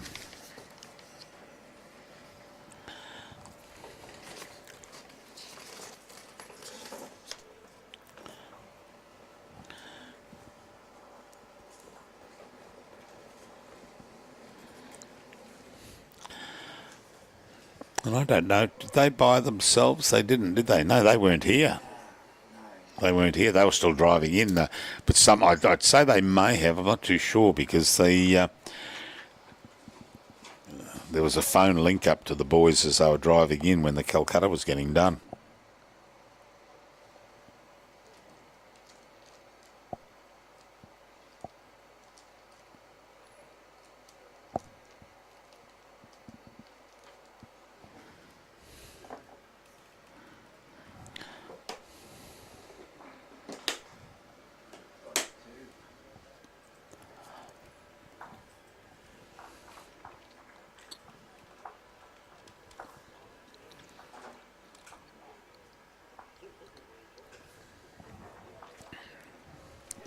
Yep. Yeah, Greg Law. Goodness me, Greg John has grabbed the mat there, and that was 2 to Jimmy Keleher's team. So there's just a bit of a break there now, 13-19 after 18. So 3 ends to go and 6 in it, so they need to pick up a couple there.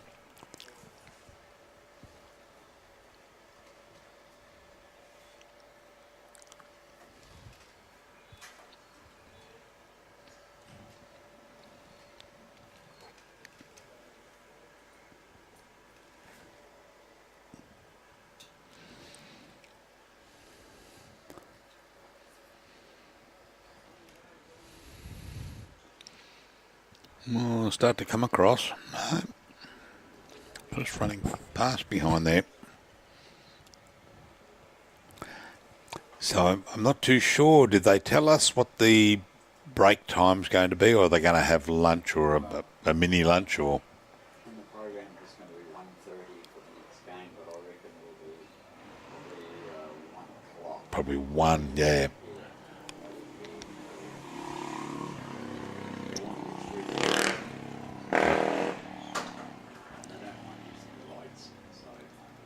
Yeah, and also with daylight saving, it's going to still be a little bit lighter.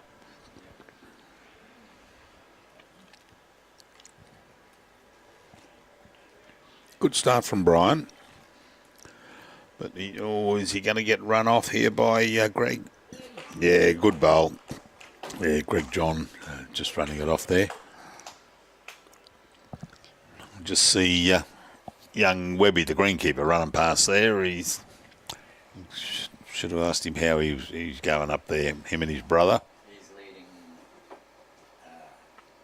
He was leading, was he? Oh, good on him. Yep.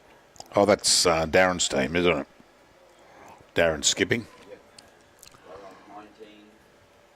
And in the opposition, the guy's staying right in the way of them. He's not going to shift.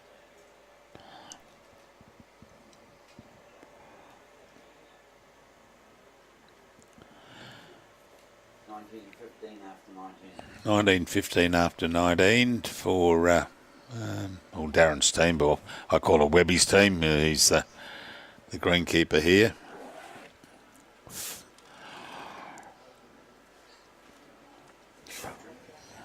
No. And Darren, who's the skip on that team, his wife Heidi was sitting there with us last night, and should have seen her face drop when I said, well, if she gets down here after work at 3:15, she'll be able to jump on the live stream with us. Well, she went white. Yeah. Your old stomping ground out this way, is it, Scott?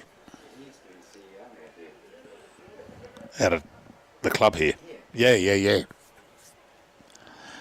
So how long ago was that? Did Scott take over from Scott? Yeah. Did Scott Bailey take over from you, Scotty? 3 years, yeah. Oh, hold your head up. Come on, Rob. Oh, no, they come across that.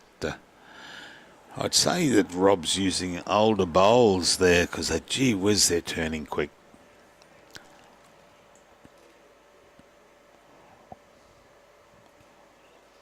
Oh, he did. Thanks, Scotty.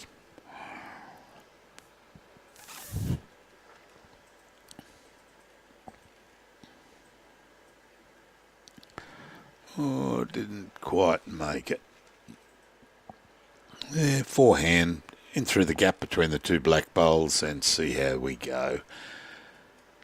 He'd like to tickle it back just a fraction maybe and stay with it, but I don't think he's going to make it.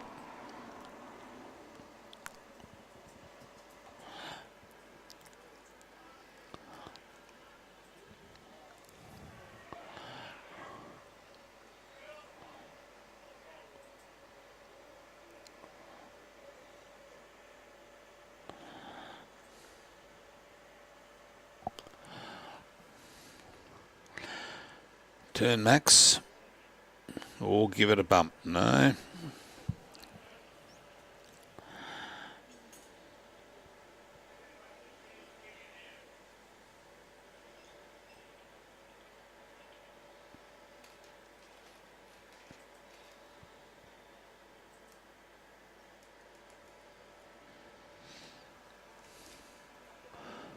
No, run out of legs also.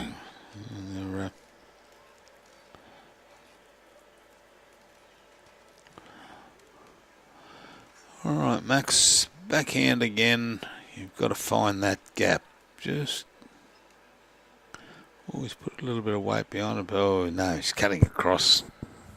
No. All right, it's up to, Jimmy's holding shot. Doug's got to, it's up to Doug to take it off them.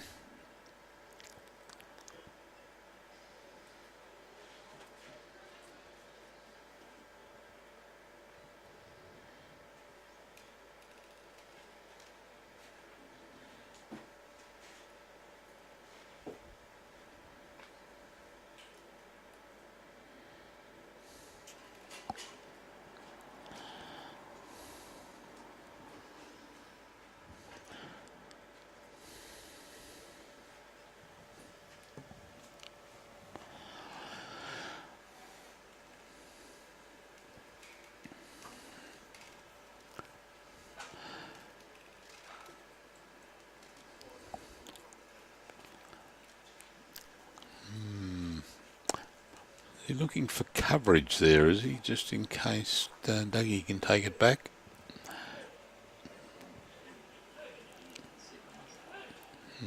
Geez, that breeze is blowing. How's those... actually, very interesting. How are those umbrellas? Oh, they're holding up all right. Yep. Yeah, that's good. Yep.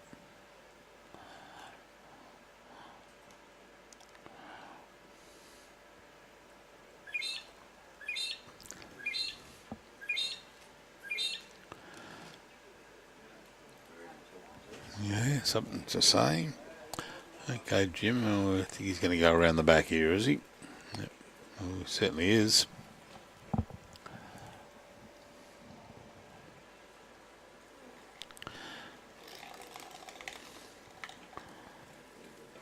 Yeah, good bowl actually. That'll be the best back, and I don't think Doug will be having a run at it, but he'd like to. He'd like to take it back, probably about. Oh, good bowl! Yes, yes, yes. And did he stay? Yeah, certainly. That'll be 3 by the look of that, is it? Yeah.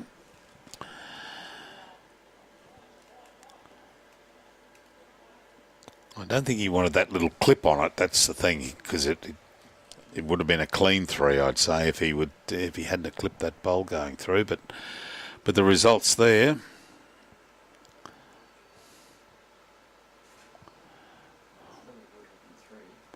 Yeah. Oh, yeah. That's right. It's. Yeah.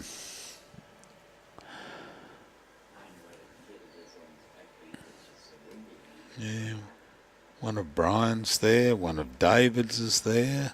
Oh, Maxie, you're out of the count. What's going on? Oh, has he swung this through all right? Has he got it? Oh, great bowl. That is a good bowl.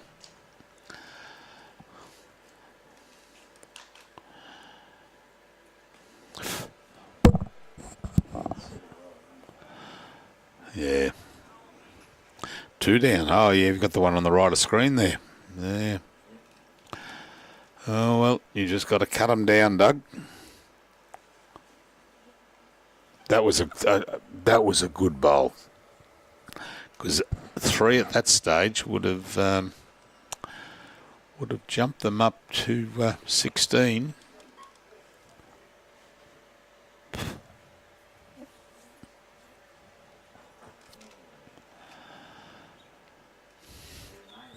No, didn't make it in, I don't think. Oh, he may have. Where are we there? 2. Yeah. Oh, that's right. That's right. Jim Stenhouse watching from Christchurch.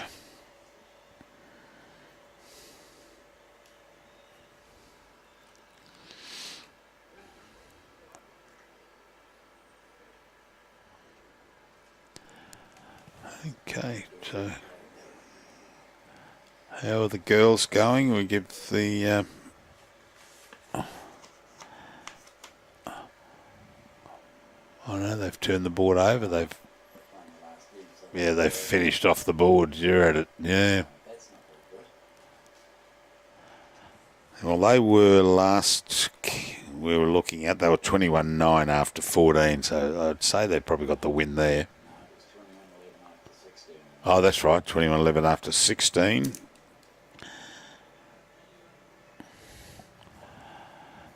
And what about they look like they finished Kane. Oh, theirs was the second last ring. Yeah, well, they've zeroed off. So unfortunately, yeah, Jim, you're correct there. That was a winning bowl. That bowl played by Jimmy Keleher. Round you come. No, didn't might make it there.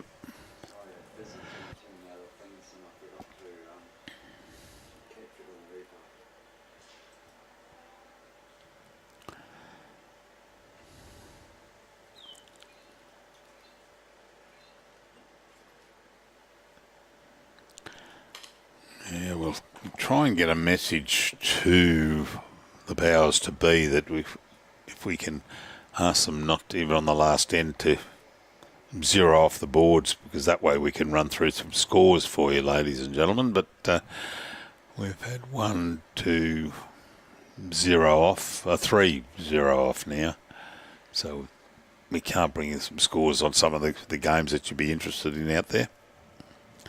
I would suggest that Kane would have got up. They were 33-10 after 18, so I would suggest that they held on there. Yeah, and he left his number plate on the board. Oh, did he? Yeah. Yeah. Well, they'll soon find when they get to their next rink and they don't have their names. Okay, the ladies have taken their one off anyhow as well. Their ring's on there.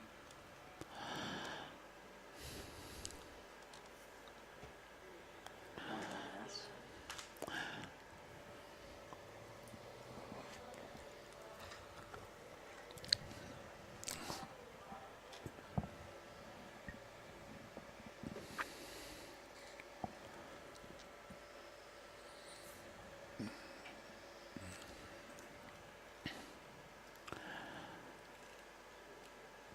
Ooh, start to turn and start to stop there, David.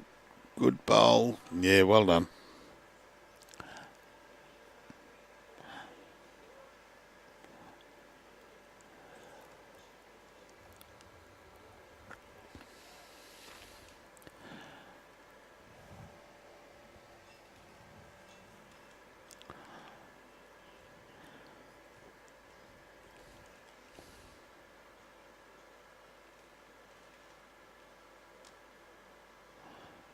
And another good bowl. Geez, that was a good correction. Yeah, well done from John. Yeah, he raises his arm in triumph to say, I finally got it up there.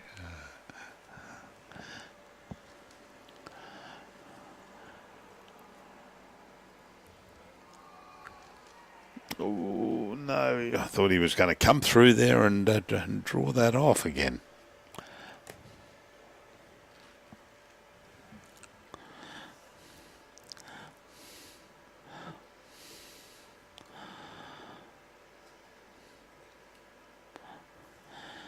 All right, Rob.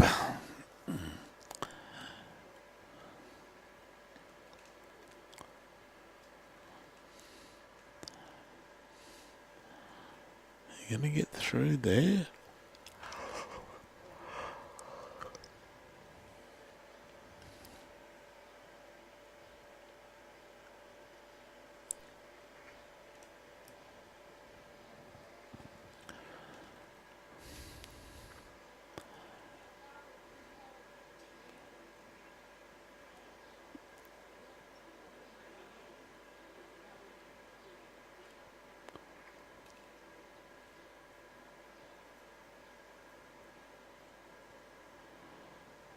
Turning. No.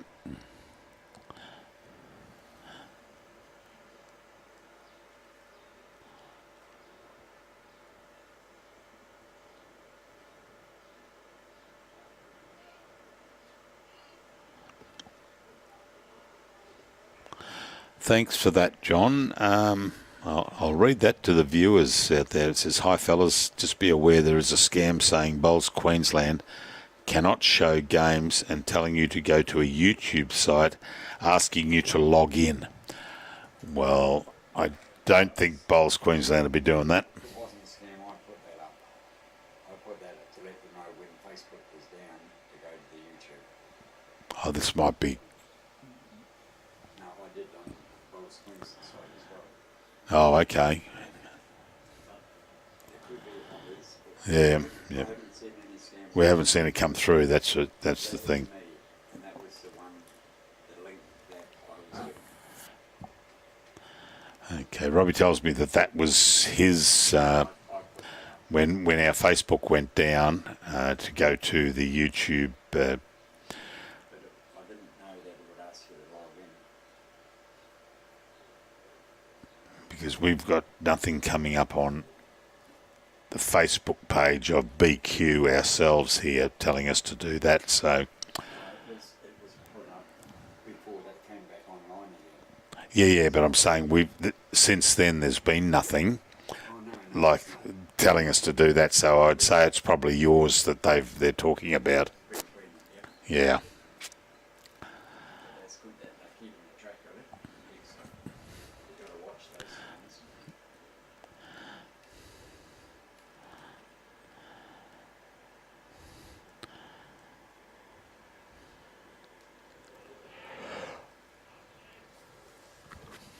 Oh, good effort there, Jimmy. Uh,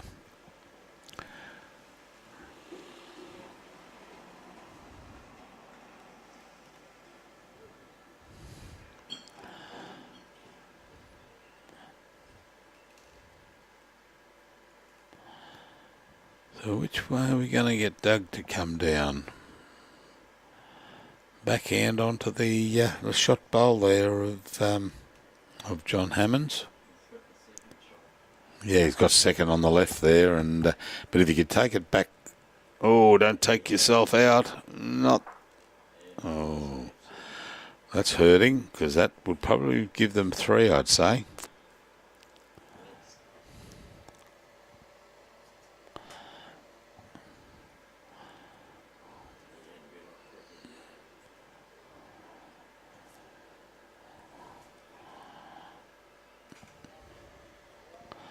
Helen Inglis watching from Toowoomba.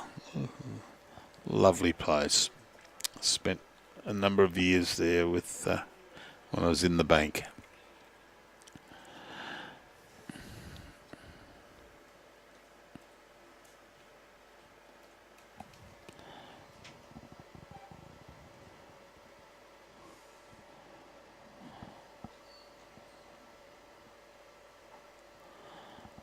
Jim Stenhouse, my hometown, grew up there. Oh, did you, in Toowoomba? Well done, Jim. And you've left there to go to Christchurch.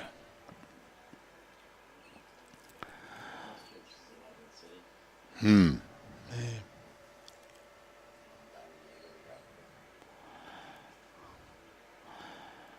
Come on, Dougie. Which way are you heading? There's a few at the back there, and oh.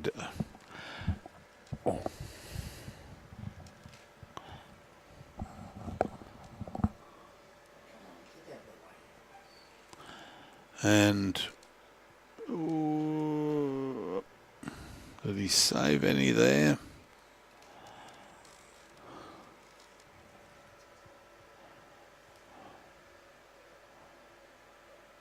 Two. Yep. Well, yeah. Well, that saved at least one, possibly two.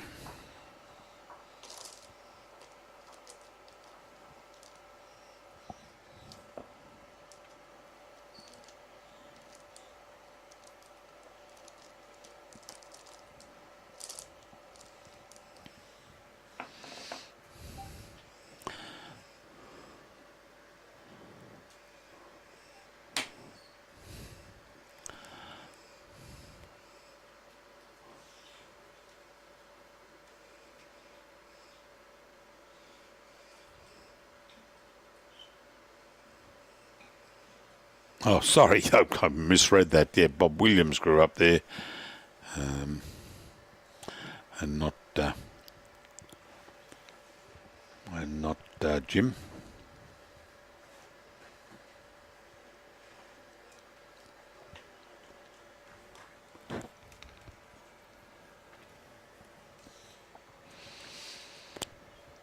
Well, last end of this match, Jimmy's jumped away with a little bit there, but what we'll try and do, we'll endeavour to do, is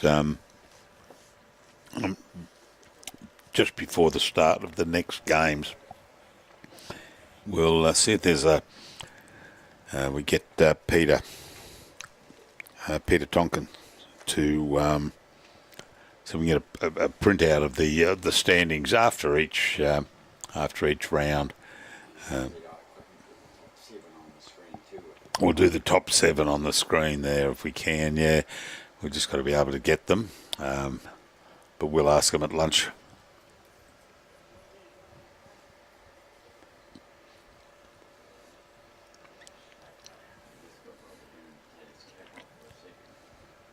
Oh yeah, you got to get Robbie's new hairstyle. And it is a new hairstyle because I've never seen one like that before.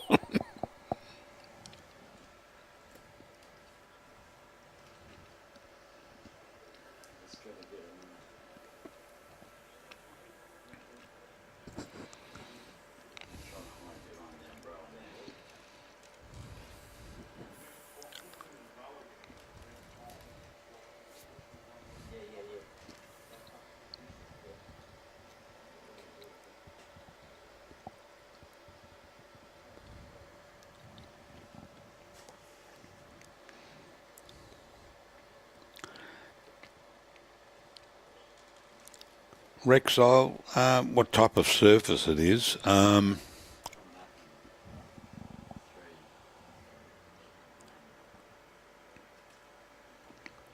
There we go. There's Rob's new hairstyle.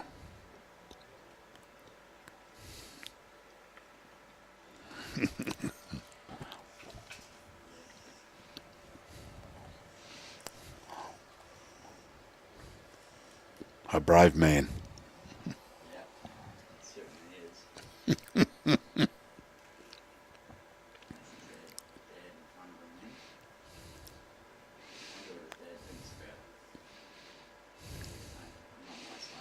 I think the barber was halfway through and he says, I've got to go now.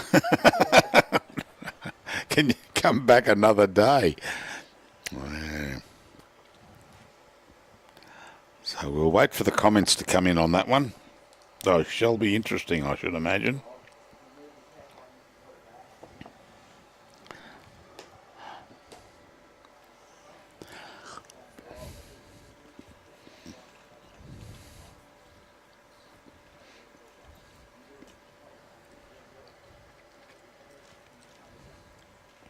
Oh, lovely bowl. Well done, David. Robbie, do you know what sort of surface this is? It's just a carpet.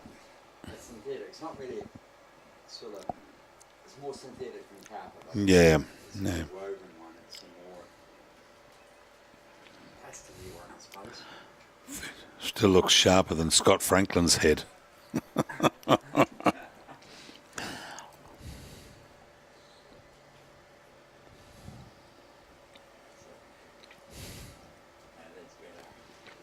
Webby just walking past there with thumbs up.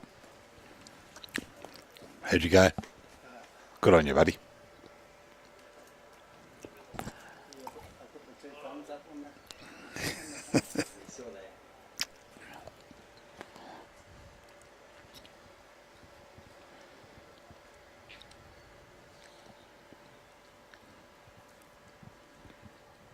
So Rob's got his hat back on, and we apologise to all small children out there who happened to be walking past the TV and saw that.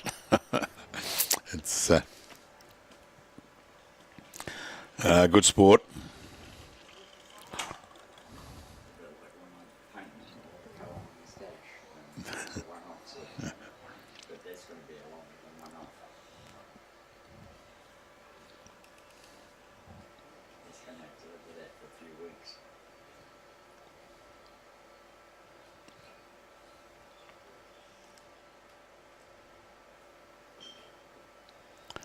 Yeah, it'll grow out though. I grew a moustache 45 years ago because I was on holidays on the Hawkesbury River and didn't want to shave, and it stayed. It's changed colour a few times though, but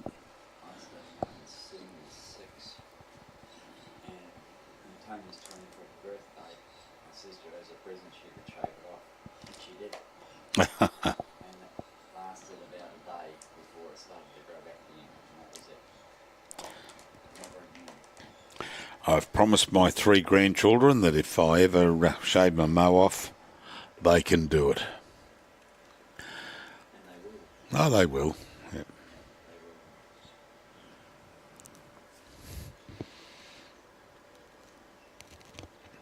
There was a top bowl there of David holding shot. David Jones there.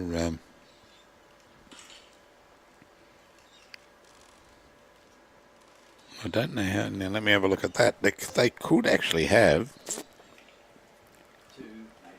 two, maybe three. Yeah.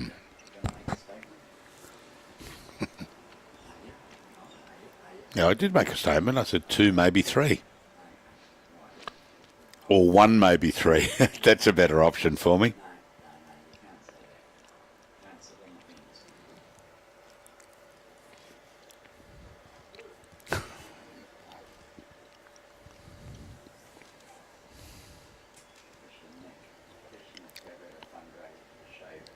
Who's that, Robbie's or mine?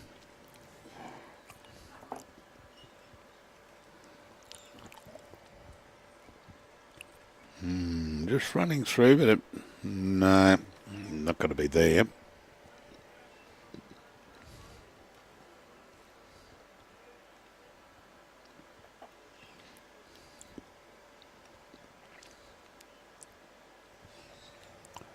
And it's away. Where are we coming in on it?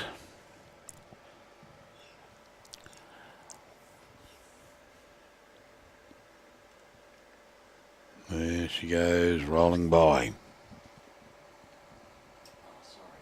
Yep. No problem.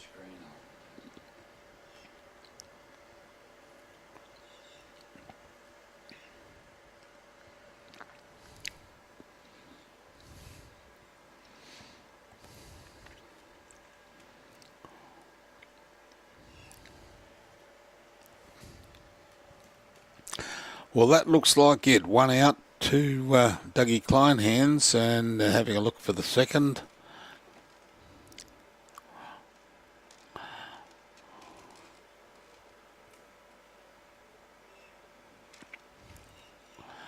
So, which was it? One or two?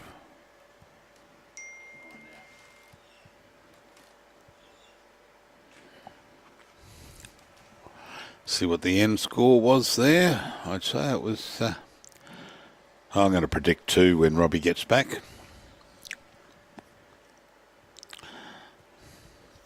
Three, was it?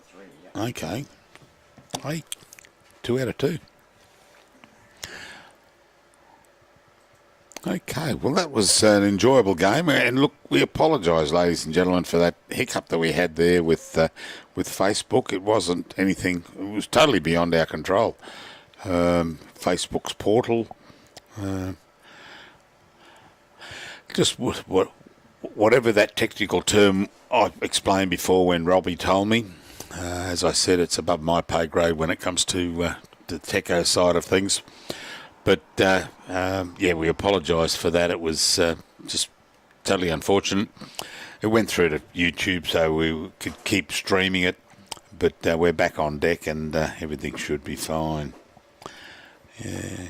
Oh, and I'll go and see Grinder and let him know that the comments are coming in thick and fast about his haircut. But, yeah, look, we don't know what the break's going to be, but you'll hear your phones ping. The second game that we've got coming up is Paul Staggard, Steve Clark, Matty Bell and Clint Sheldon up against Mark Nugent, Brett Sinnott, Stan Russ and John Bradley. So we'll be back, I would suggest probably maybe a 1:45 start. 1:45, 1 o'clock start. That'll give us time to get a few things done. And look, a big shout out to the sponsors, Aristocrat, major sponsor, Chambers of the Black Hand, mine up there at just out of town, John Murray Art Gallery, Bottle-O, By Right, Home Appliances, Carlton United Breweries and Berry Bowling Systems, BBS, CAV, Club Audio Visual, CWD, Central West Distributors, Crow Horworth, Diageo, Lost Sea Opals, Irwins, Down to Earth Opals, Cairns, PFD, Tui's, Green Line, Inland Distributors, Westpac and Swanee's Foods. But very importantly, shout out to Lightning Ridge Bowling Club who are putting on the event here, and where we're staying across the road at Walladgulla Motel, I beg your pardon. So yeah, it's we're most enjoyable. We're having a great time at the moment. I'll let Brian know that was a terrible trip, and he best not come next year. But we're having a great time out here. Look, thank you very much, ladies and gentlemen. So that's the end of there. Best part about this, we don't have to go changing any cameras or around. So we'll be back probably in about maybe 15, 20 minutes, depending on what they're doing for lunch in there. And there's the club banner with Lightning Ridge Bowling Club on there. And we'll be out there later. We're going to somehow get a photo of Robbie and I. And you reckon that photo of Grind will put people off? Well, you see our photo. But so we'll see you back here in about probably 20 minutes to half an hour. Thank you, ladies. Support your club and enjoy your bowls. Thank you.